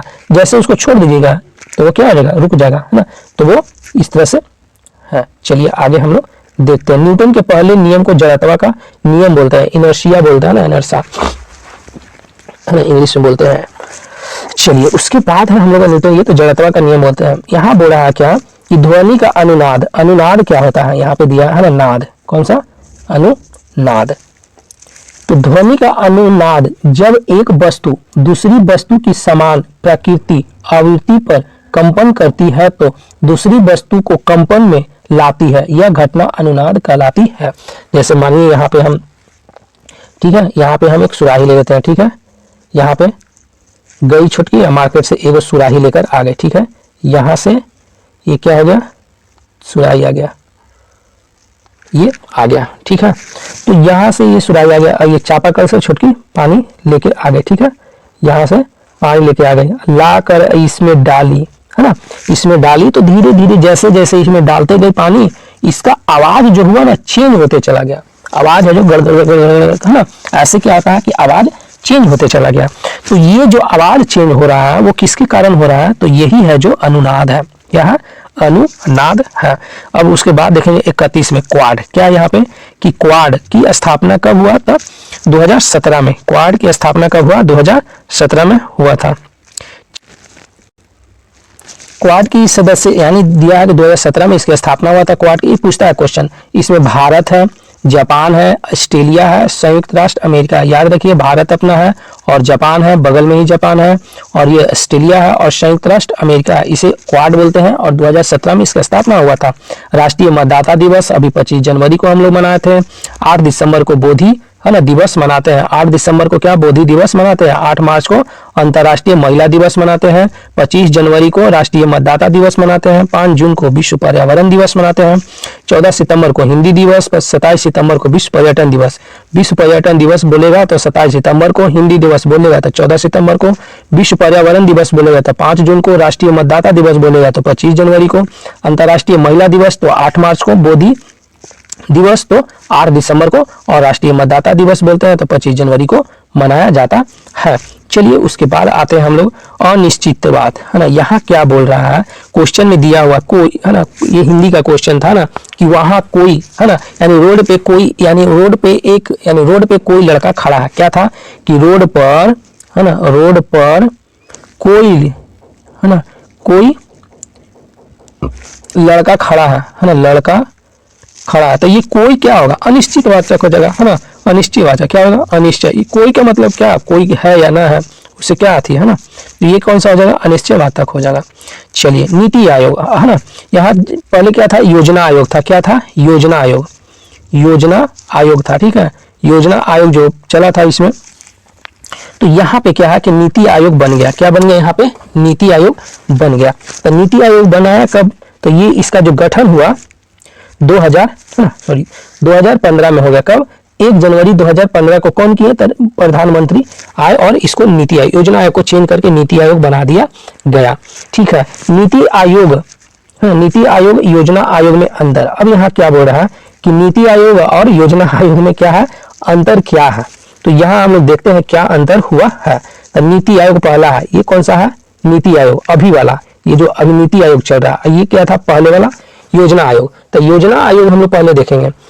इसमें नीति को, है ना, इसमें नीति को लागू करने की शक्ति थी। इसमें क्या था कि कोई भी नीति आता था तो उसको लागू करने की शक्ति थी, लेकिन इसमें क्या, नीति आयोग में यह एक सलाहकार निकाय है।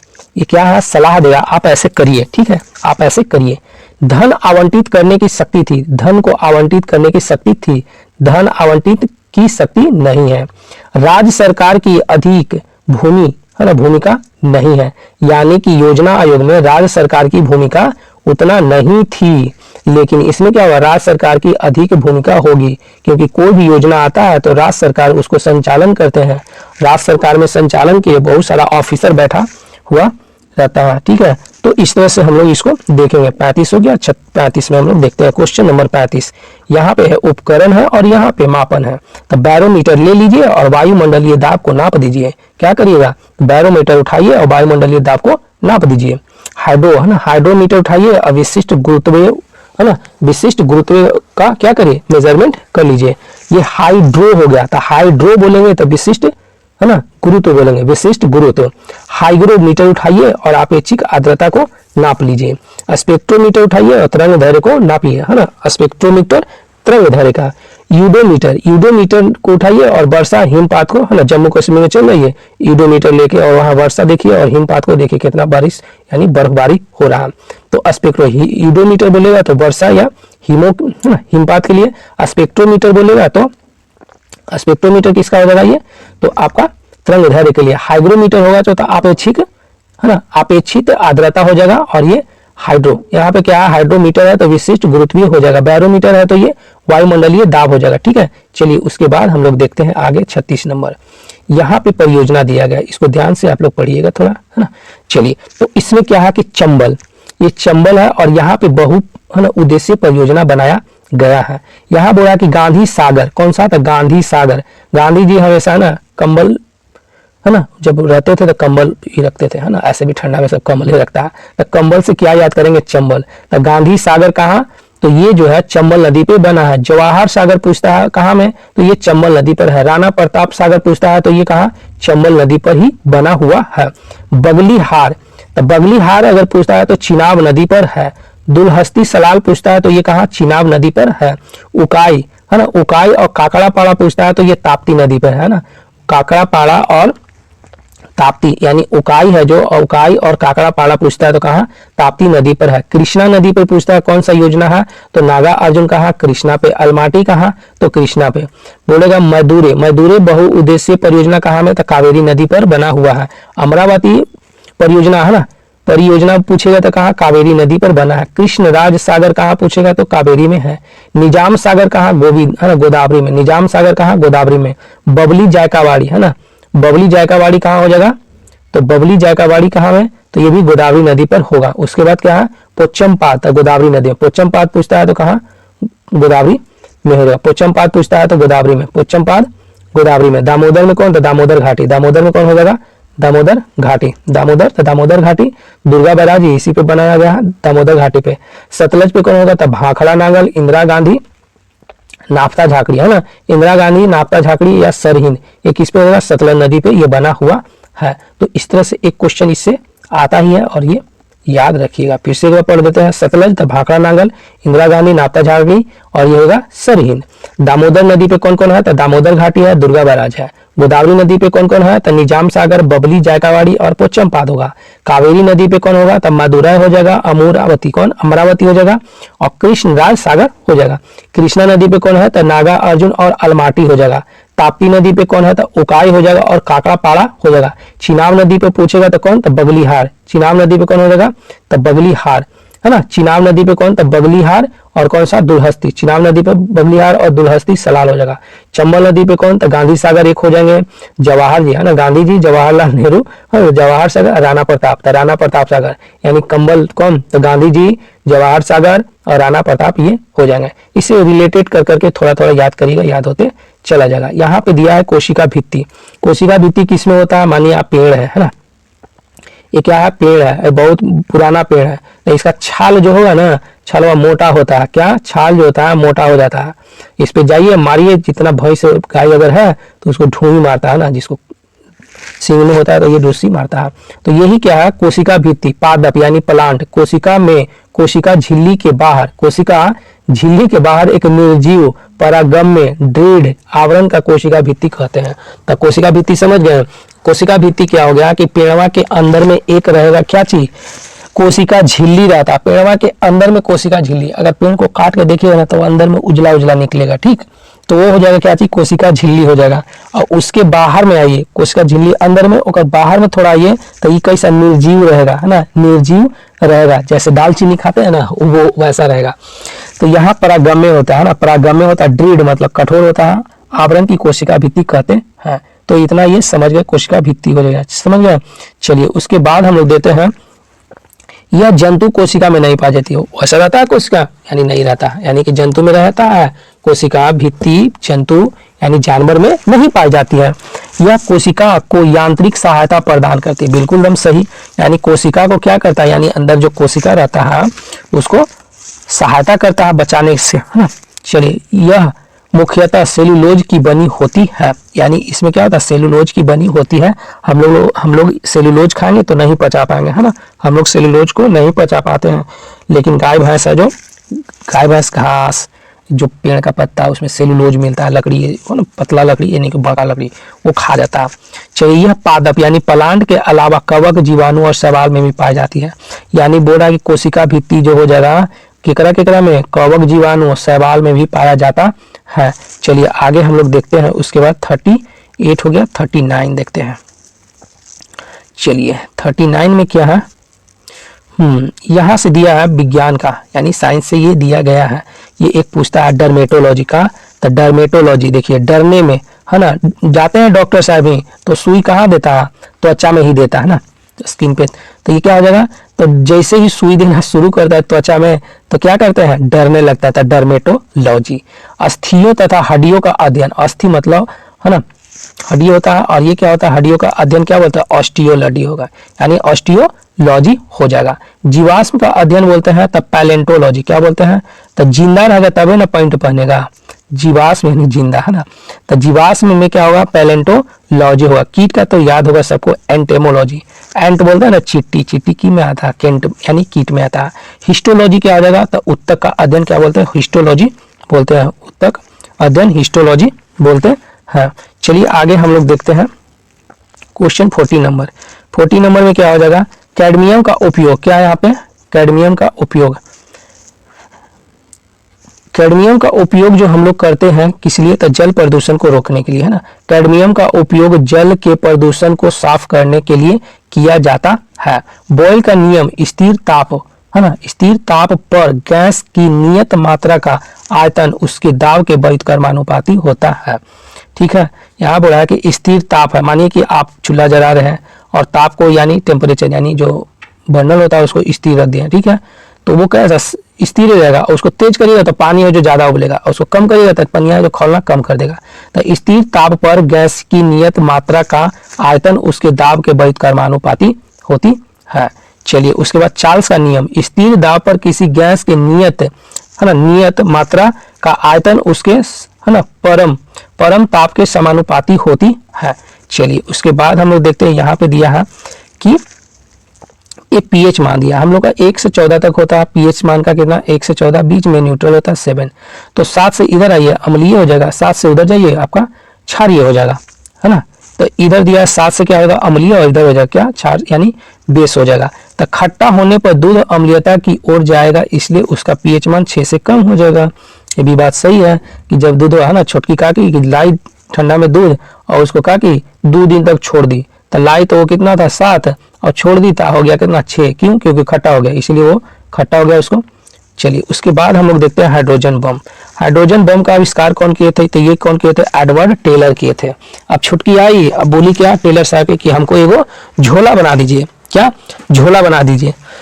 तो क्या करना है, तो टेलर साहब ही जाके बोले क्या झोला बना दीजिए। तो झोला किस लिए, तो वो हाइड्रोजन बम ले जाइए, कहाँ कहीं ले जाइए अपना है ना, तो बम उड़ाने के लिए। हाइड्रोजन बम का कौन किया था, एडवर्ड टेलर किए थे। पहला हाइड्रोजन बम 1 नवंबर 1952 को हुआ था, यानी पहला हाइड्रोजन बम जो है 1 नवंबर 1952 को शुरू हुआ था, बना था। सिद्धांत था अनियंत्रित परमाणु, यानी सिद्धांत इसका क्या है कि अगर ये फूट गया तो इस पे अनियंत्रित है, नियंत्रण नहीं कर सकते हैं। ठीक, चलिए नोट, हाइड्रोजन बम नाभिकीय संलयन पर अगर पूछता है कि हाइड्रो है ना, हाइड्रोजन बम है जो नाभिकीय संलयन पर, जबकि परमाणु बम पूछेगा तो नाभिकीय विखंडन पर। क्या होगा, नाभिकीय विखंडन पर ये काम करता है। परमाणु संलयन क्या होता है कि 2 या 2 से अधिक छोटे परमाणु, 1 2 ऐसे से जोड़ लीजिए, छोटे परमाणु मिल करके बड़े परमाणु का निर्माण करते हैं। ये तीनों मिल गया, 4 को 5 को, फिर एक बड़ा हो गया, चुटकी लगा की ठीक है फोड़ दी, लीजिए हो गया यहाँ से।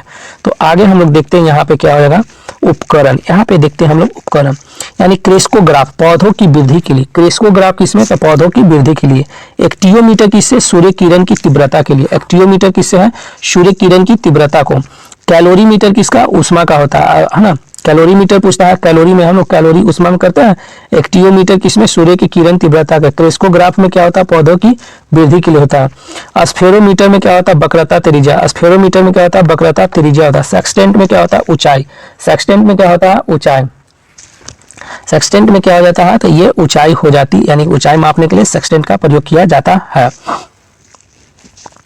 धमनी, ये क्या होता है, धमनी। यहाँ पे क्या है, धमनी, इसके द्वारा शुद्ध रक्त का परिवहन किया जाता है, लेकिन फुसफुस शिरा द्वारा अशुद्ध रक्त का परिवहन किया जाता है। पूछेगा धमनी, तो धमनी है जो ध से धमनी, धड़क धड़क के क्या ले गया, शुद्ध रक्त ले गया, है ना।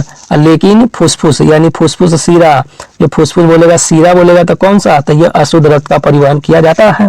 शिरा, शिरा है जो शुद्ध, है ना, अशुद्ध रक्त का परिवहन करती है। अभी हम लोग पढ़े शिरा है जो अशुद्ध रक्त का परिवहन करती है, लेकिन फुसफुस धमनी शुद्ध रक्त का परिवहन करती है। तो शिरा है जो अशुद्ध और धमनी है जो, यानी फुसफुस धमनी हो जाए क्या चाहिए, शुद्ध रक्त को करती है। चलिए यहाँ शुद्ध रक्त क्या होता है, शुद्ध रक्त में क्या होता है, रक्त तो रहबे करेगा, ऑक्सीजन रहेगा, रक्त से ही तो ऑक्सीजन जाता है ना शरीर में।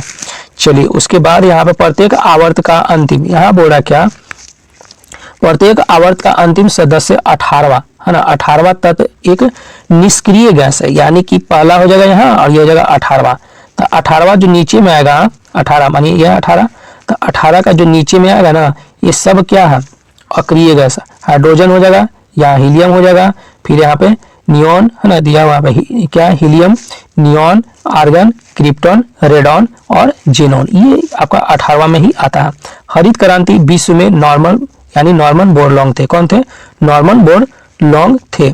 चलिए इनको देखते हैं हम लोग, भारत ना हम बनाया, इस पे वीडियो बना दिया है ना, करंट अफेयर में बनाए थे, ठीक है। हरित क्रांति विश्व में कौन है, तो नॉर्मन बोरलॉन्ग हो जाएगा। अवधि क्या होगा, है ना, तृतीय यानी कि तीसरा पंचवर्षीय योजना में, कौन सा योजना में ये हुआ था, तो तीसरा पंचवर्षीय योजना में हुआ था। भारत में एम.एस. स्वामीनाथन, भारत में कौन, तो एम.एस. स्वामीनाथन, और विदेश में कौन बोलेंगे, तो नॉर्मन बोरलॉन्ग, ठीक है। लक्ष्य, भारत को खदान में आत्मनिर्भर बनाना, यानी कि लक्ष्य क्या था कि भारतीय लोगों को आत्मनिर्भर बनाना।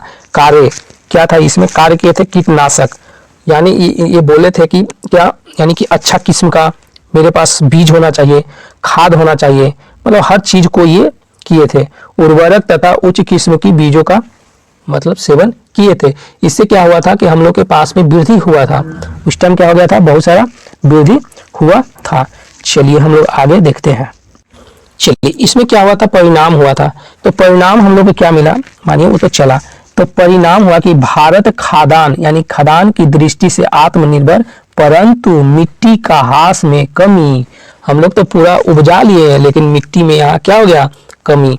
चलिए फसल है और किस्म है, गेहूं में हम लोग आते हैं, तो गेहूं में कौन हो जाएगा, सोनालिका, यानी कि कौन सा गेहूं, तो सोनालिका, और गेहूं का नाम कौन, कल्याण, है ना, तो गेहूं का नाम सोनालिका, गेहूं का नाम और कल्याण।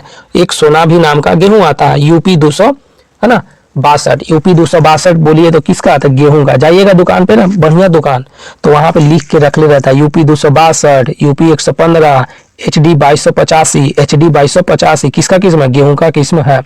चलिए उसके बाद चावल, चावल का कौन कौन सा था, जया, पद्मा, पंकज, अमन, बाला, हेमा, साबरमती, फिर से साबरमती किसका, चावल का, हेमा चावल का, बाला चावल का, यानी किस्म है, अमन किस्म है किसका, चावल का, पंकज चावल का, पद्मा चावल का, जया, चलिए आगे जया किसका हो जाएगा, चावल का। फिर उसके बाद हम लोग बोलते हैं किसका, गंगा, यानी मक्का का क्या हो जाएगा, गंगा, मक्का का क्या, गंगा, गंगा नदी जाइए और मक्का लेके जाइए, है ना, तो गंगा किसका हो जाएगा, मक्का का, है ना। जवाहर क्या हो जाएगा, जवाहर, हिम, हिम 123, रंजीत क्या हो जाएगा, मक्का का, VL54 यानी VL54 किसका, तो मक्का का हो जाएगा। जौ का, एम्बर, बिल्पर, आरडी, है ना, आरडी 1371, आरडी 1371 होगा। बाजरा, पूषा क्या हो जाएगा, बाजरा, पूषा, मोती, बाल बिंद्रो क्या हो जाएगा, बाल बिंद्रो, यानी कि बाजरा का हो जाएगा पूषा, मोती, बाल बिंद्रो। ICM यानी ICM भी 155, ये किसका हो जाएगा, तो बाजरा का हो जाएगा। उत्पादन के कारण वे साधन है जिनका उपयोग वस्तुओं तथा सेवाओं के उत्पादन के लिए किया जाता है।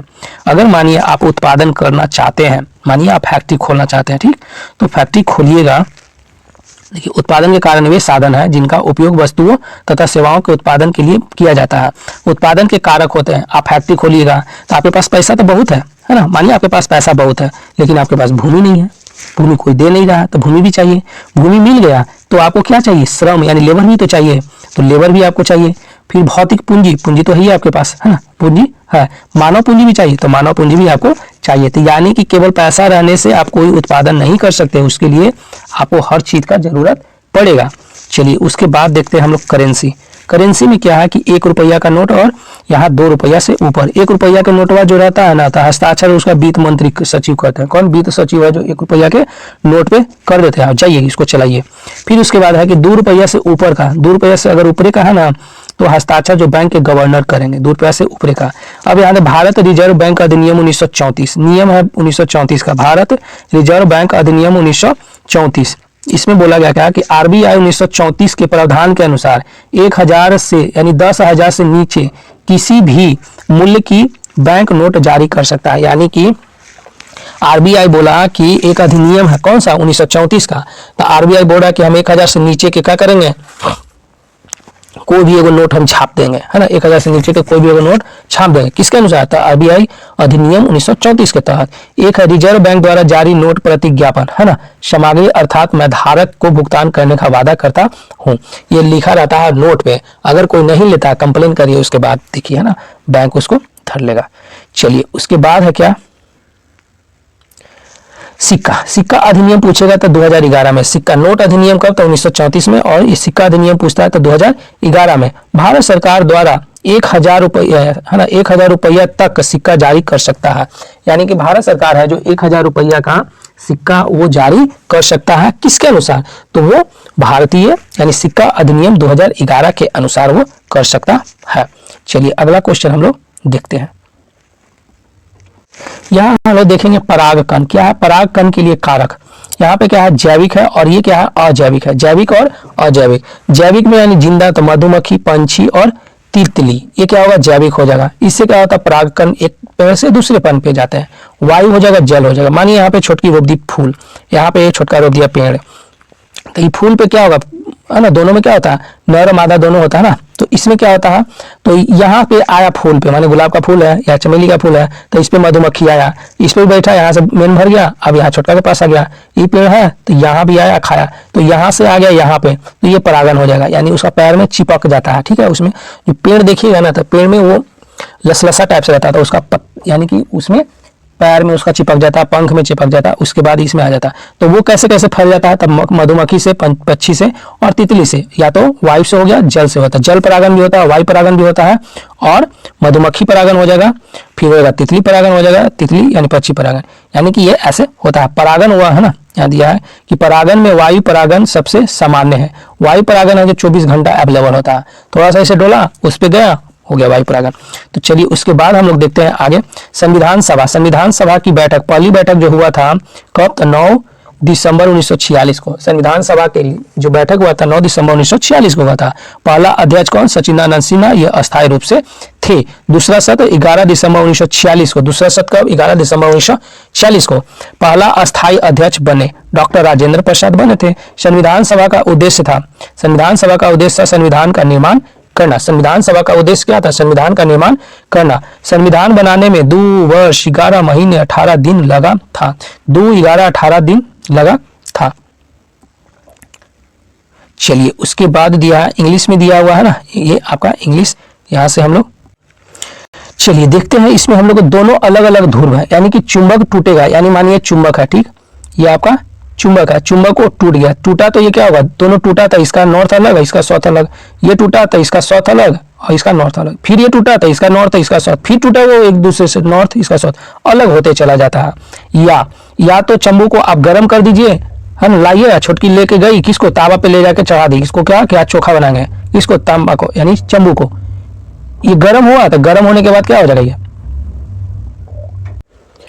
तो चलिए अब हम लोग देखेंगे क्वेश्चन नंबर 55 है। सत्यशोधक समाज की स्थापना हुआ था 24 सितंबर 1873 को हुआ था। कब?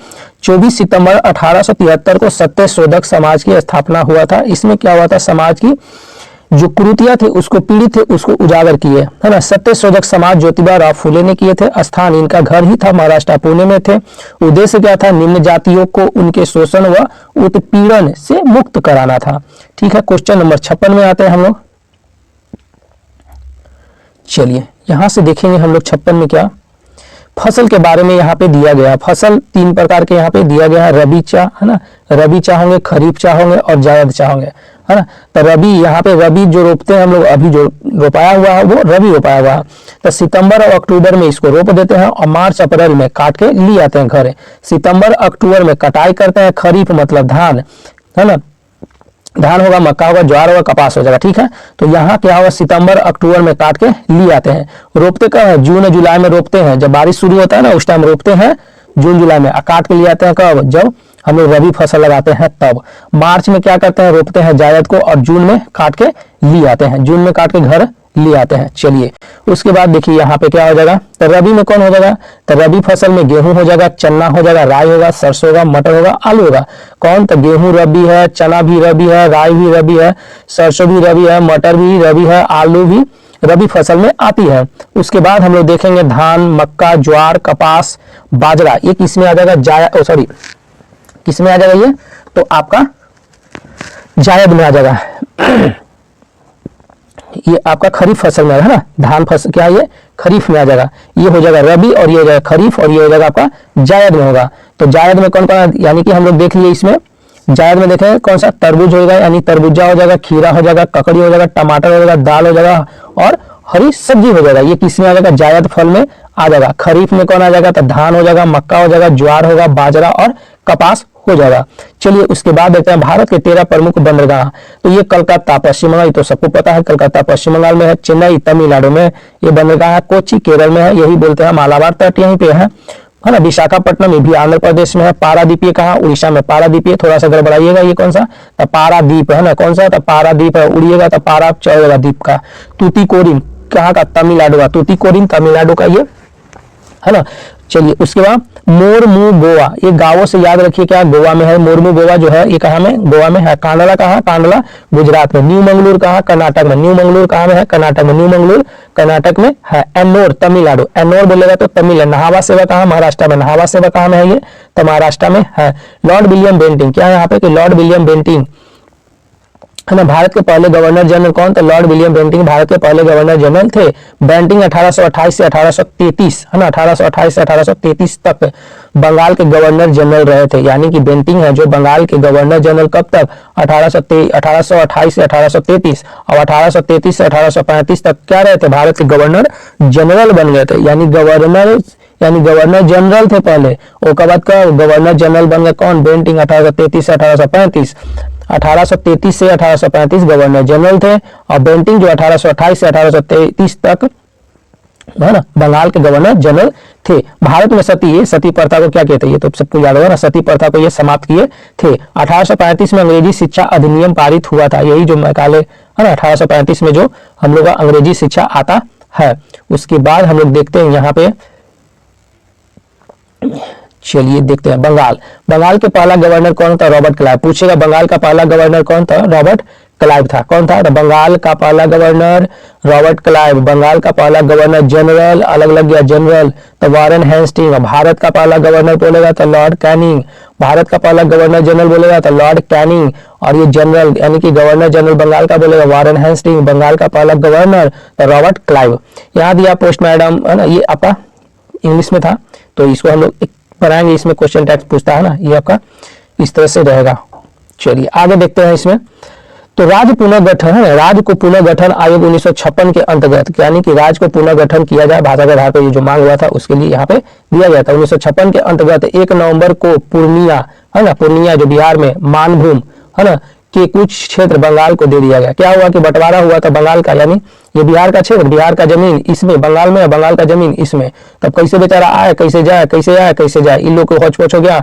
इधर का जमीन है मानी कि बिहार का जमीन कहाँ, बंगाल में, तो जाइए बंगाल वाला कोर्ट में, बंगाल वाला में। तो ये क्या हुआ कि 1956 के 1 नवंबर इतना को क्या किया गया, ये आदान प्रदान किया गया कि तुम मेरा जमीन ले लो, हम तुम्हारा जमीन लेते, तुम उधर रजिस्टर करा लो, हम इधर रजिस्टर करा लेंगे।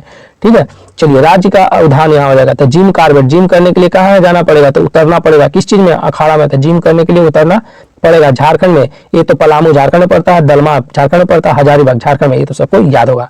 बिहार में कौन था, कैमूर राष्ट्रीय उद्यान कहाँ, बिहार में पड़ता है। गुजरात है तो गुजरात, यानी कि रात में गए तो क्या किए, गिर गए। कहाँ जा रहे थे, तो नील सरोवर, नल सरोवर जा रहे थे तो रात में क्या हो गए, गिर गए। तो नल सरोवर, और गुजरात में कौन सा था, नल सरोवर गिर, यानी गिर गए।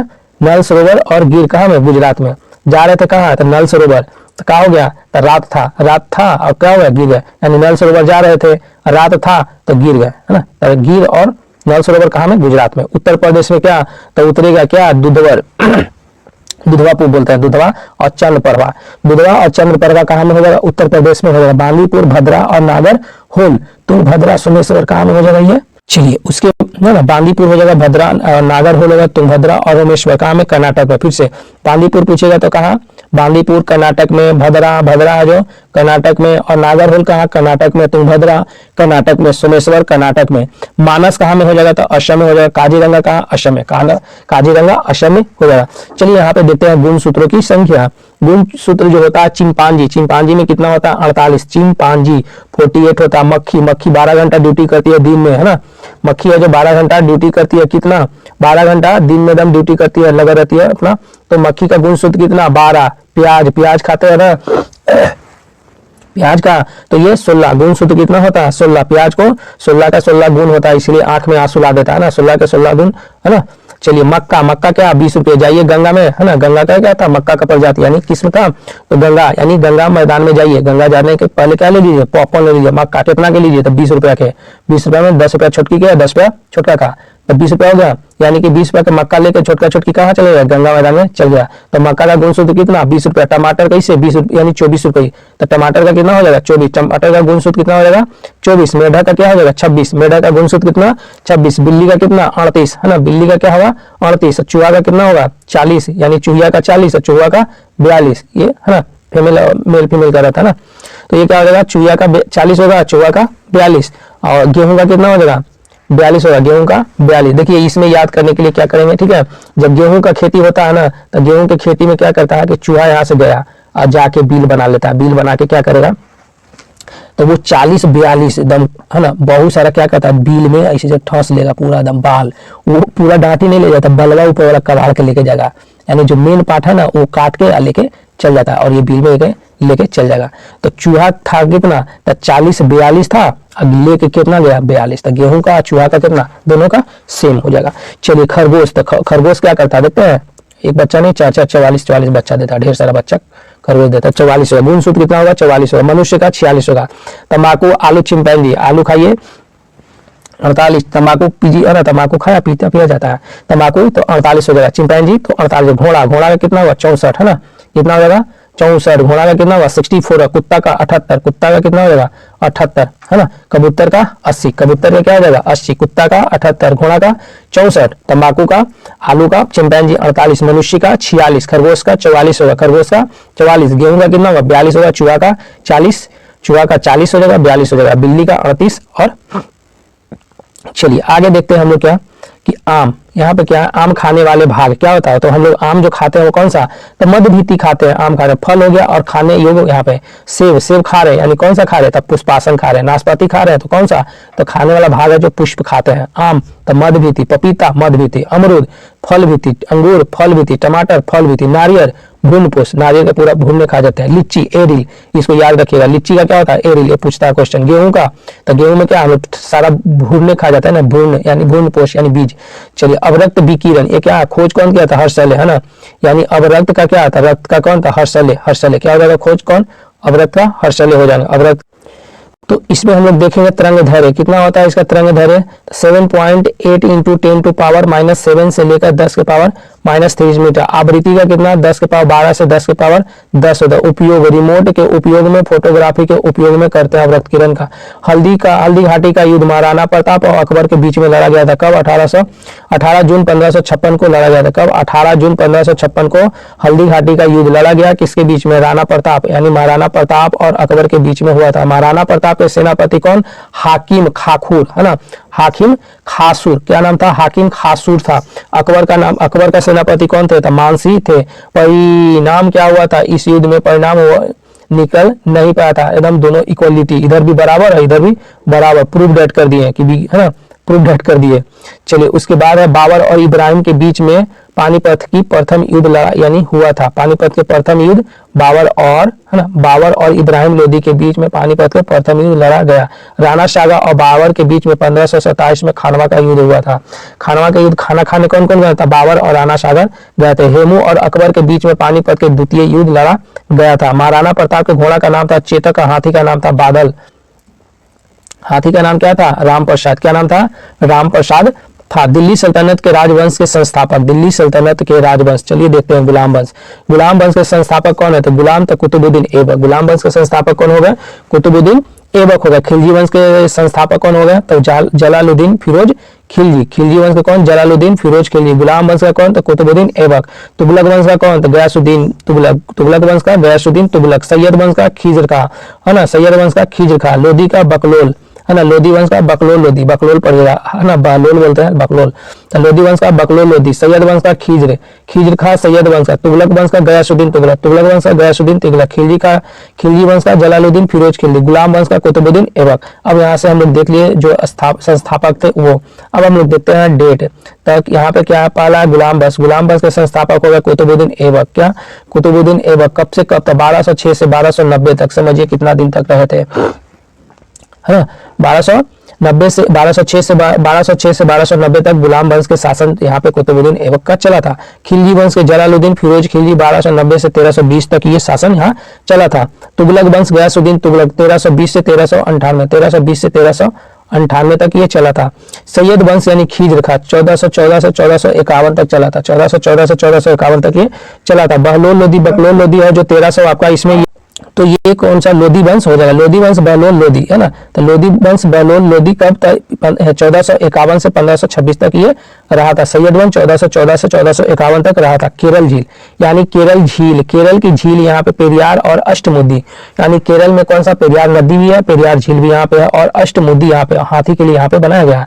राजस्थान झील सांभर, राजस्थान में कौन सा हो जाएगा? तो सांभर, है ना, राजस्थान में सांभर हो जाएगा। डिडवाना हो जाएगा। जयसमंद होगा। पिछौला झील राजस्थान में। फतेह सागर राजस्थान में। राज्य संबंध कहाँ में हो जाएगा? राजस्थान में हो जाए, यानी कि वहां पे झील है। जम्मू कश्मीर कौन? डल झील। डल झील कहाँ में? जम्मू कश्मीर। बुलर झील कहाँ? जम्मू कश्मीर। बेरीनाग, शेषनाग, नागिन, मानस बल कहाँ? जम्मू कश्मीर।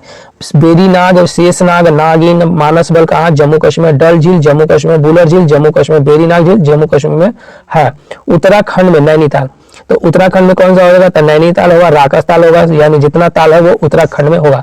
नैनीताल, राकसताल, मालाताल, देवताल, खुरपाताल, ये उत्तराखंड में। उड़ीसा, उड़ीसा में कौन सा हो जाएगा?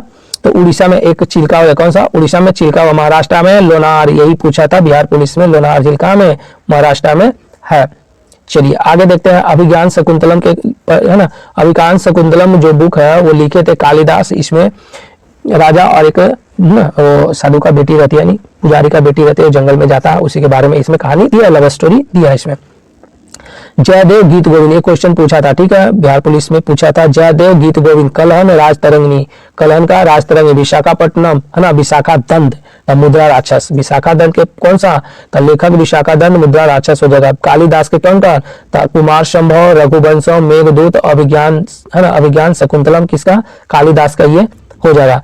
चलिए विश्व योग दिवस 2023, हाँ, विश्व योग दिवस 21 जून को मनाते हैं, ठीक है। 2023 में थीम क्या था? वसुदेव कुटुंबकम। क्या नाम था ये? वसुदेव कुटुंबकम। थीम क्या था? वसुदेव कुटुंबकम था। थीम क्या था? वसुदेव कुटुंब।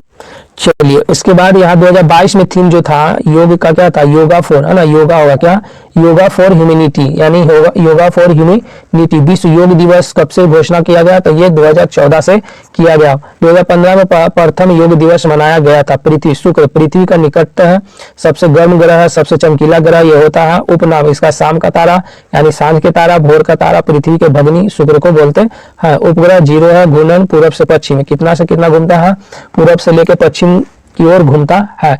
चलिए उसके बाद सबसे पहले 1913 में बाघ की तस्वीर, है ना, यहाँ क्या बोला है कि सबसे पहले 1913 में बाघ की तस्वीर प्राप्त हुई थी, ठीक है। क्वेश्चन देखिए उसमें पूरा दिया। रॉबिन्स, रॉबिन्स का क्या है? यहाँ पे रॉबिन्स ये अर्थशास्त्री है। क्या है? अर्थशास्त्री है। ये क्या हो जाएंगे? अर्थशास्त्री हो जाएंगे। चलिए इसमें देखते हैं हम लोग आगे कि रॉबिन्स क्या हो जाएंगे यहाँ पे, तो रॉबिन्स हो जाएंगे, ठीक है। तो रॉबिन्स का क्या? चलिए इसको हम लोग, रॉबिन्स अर्थशास्त्र वह विज्ञान है जो कि लक्ष्य और वैकल्पिक उपयोगों वाले समिति साधनों के परस्पर संबंध के रूप में मानव व्यवहार का अध्ययन किया जाता है। तो उतना नहीं याद रखिए, मानव व्यवहार यहाँ से पकड़िए कौन सा, तो मानव व्यवहार का अध्ययन कौन बताए, और रॉबिन्स बोले क्या कि मानव व्यवहार का अध्ययन अर्थशास्त्र है। मार्क्स बोलते हैं अर्थशास्त्र का उद्देश्य मानव समाज की प्रगति के नियम, यानी कि मार्क्स जो बोलते हैं कि अर्थशास्त्र जो है मानव समाज की प्रगति के लिए है, ठीक है, मानव समाज की प्रगति के लिए है। बेनहम अर्थशास्त्र उन तत्वों का अध्ययन है जो रोजगार तथा जीवन स्तर का प्रभावित करता है, यानी रोजगार तथा जीवन स्तर को प्रभावित करता है। चलिए आगे हम लोग देखते हैं राष्ट्रीय विकास परिषद की स्थापना जो हुआ था 6 अगस्त, है ना, 6 अगस्त 1952 को हुआ था राष्ट्रीय विकास परिषद, ये याद रखिएगा 6 अगस्त 1952 को हुआ था। अध्यक्ष कौन होते हैं, तो प्रधानमंत्री, ठीक है। सचिव योजना आयोग का सचिव होता है। सदस्य सभी राज्य के मुख्यमंत्री योजना आयोग के सदस्य होते हैं। चलिए शेरशाह जन्म हुआ था 1472 में हुआ था। शेरशाह का जन्म 1472 में। बचपन का नाम था फरीद खां। बचपन का नाम क्या था, फरीद खां नाम था। पिता का नाम हसन खां था। पिता का नाम हसन खां था, बचपन का नाम फरीद खां था। 1539 में हुमायूं को चौसा के युद्ध में हराया था ना। ये क्या था, 1539 में हुमायूं को, है ना, हुमायूं को किसको, तो हुमायूं को चौसा का युद्ध में हराया था। 1540 में हुमायूं को कनौज या बिलग्राम के युद्ध में हराया था, यानी 1540 में हुमायूं को कनौज या बिलग्राम के युद्ध में हराया था। 1545 में कालिंजर के किले के जीत के क्रम में उक्का चलाने के क्रम में क्या हो गया था, मृत्यु हो गया था। उक्का चला रहा था उस टाइम मृत्यु हो गया। यानी कि बहार खां लोहानी ने फरीद खां को शेर खां की उपाधि दिया था। बोला था यहाँ पे कि बहार खां लोहानी ने, कौन, तो बहार खां लोहानी ने फरीद खां को शेर खां की उपाधि दिया था, यानी कौन, तो बहार खां लोहानी दिया फरीद खां को शेर खां की मतलब उपाधि दिया था। 1539 में चौसा के युद्ध, क्या यहाँ पे 1539 में चौसा के युद्ध के बाद शेर खां ने शेरशाह की उपाधि ले लिया था। यानी कि चौसा के युद्ध हुआ कब, 1539 में। उसके बाद शेर खां से वो बन गया शेर शाह, यानी खाना, शेर को खाओ, उसके बाद शेर का शाह बन गया। मुगल से स्वतंत्र होने वाले राज्य अवध, है ना, सादत खां। अवध के कौन थे, था सादत खां जो मुगल से स्वतंत्र थे। अवध जो था मुगल से क्या थे, स्वतंत्र। सादत खां थे। निजाम यानी हैदराबाद, निजाम उल मुल्क बंगाल मुर्शिद कुली खां, बंगाल मुर्शिद कुली खां हो जाएगा। रुहेलखंड वीर दाऊद अली मोहम्मद खां। कर्नाटक के कौन, सादुतुल्ला। ये जो मुगल से क्या थे, अपने आप को स्वतंत्र मानते थे। चलिए उसके बाद हम लोग देखते हैं 77 के बाद 78 क्वेश्चन नंबर में देखते हैं। इसमें क्या हम लोग का है 79 है ना, 79 हो जाएगा। चलिए इसमें दिया हुआ क्या कि यौगिक कब बनता है, 2 या 2 से अधिक तत्व के निश्चित अनुपात, 2 गो तत्व ये है, ये एक वाव है, इसका क्या हुआ अनुपात जो है निश्चित मिलाने से यौगिक का निर्माण होता है। जैसे CO2 NH3 हो जाएगा, CaCO3 हो जाएगा। मिश्रण 2 या 2 से अधिक तत्वों को किसी भी अनुपात में मिलाने से मिश्रण का निर्माण होता है। जैसे हवा, 2 या 2 से अधिक को मिलाएंगे तत्व वो तो क्या बन जाएगा, वो हवा बन जाएगा। एड्स क्या विषाणु से होता है, एड्स जो होता है विषाणु से होता है। एड्स किसी के साथ खाने से नहीं होगा, है ना, रहने से नहीं होगा, है ना, वो शारीरिक संबंधी से वो एड्स पकड़ लेता है। या तो आप किसी का टूथब्रश यूज कर रहे हैं तो इससे भी वो होता है। विषाणु जनित रोग कौन सा होता है, एड्स होगा। ध्यान से पढ़िए इसको, एड्स है जो विषाणु से होता है। डेंगू हो गया विषाणु से, डेंगू हो गया, हाँ विषाणु से, डेंगू हो गया विषाणु से। पोलियो तो विषाणु से, पोलियो होगा तो स्पाइनल कोड को खराब कर देता है ना, पोलियो मारता है, इसीलिए सरकार पहले से ही दे देता है। इन्फ्लुएंजा चेचक, मुंह में फोड़ा पड़ जाएगा, है ना। छोटी माता वो क्या हो जाएगा, खसरा होगा, पीलिया दम खराब, रेबीज दिमाग को दम हेमरेज कर देता। हर्पीस ये बच्चा में होता है ना, हर्पीस भी होता है। यहाँ पे दिया है मैथ को हम लोग, है ना, चैप्टर यहाँ दिया। दक्षिण कोरिया ने घरेलू स्तर पर निर्मित करके एक आंतरिक रॉकेट का उपयोग करके लॉन्च किया। इसमें कुछ नहीं दिया है। यहाँ दिया चेरिस, क्या दिया यहाँ पे, चेरिस का मतलब होता है संजोना, है ना, संजोना। चेरिस का मतलब संजोना या पोषण करना। डिस्क्रेड यहाँ पे क्या है, डिसरिगार्ड है ना, अपेक्षा करना। डिसरिगार्ड मतलब अपेक्षा करना। डिस्टर्ब का मतलब परेशानी, सबको पता है। डिस्ट्रीब्यूट मतलब बांट देना, सबको विस्तृत करना। डिस्प्रेस का मतलब होता है फैलना, यहाँ पे रखे, ये डिस्प्रेस हो गया फैलना।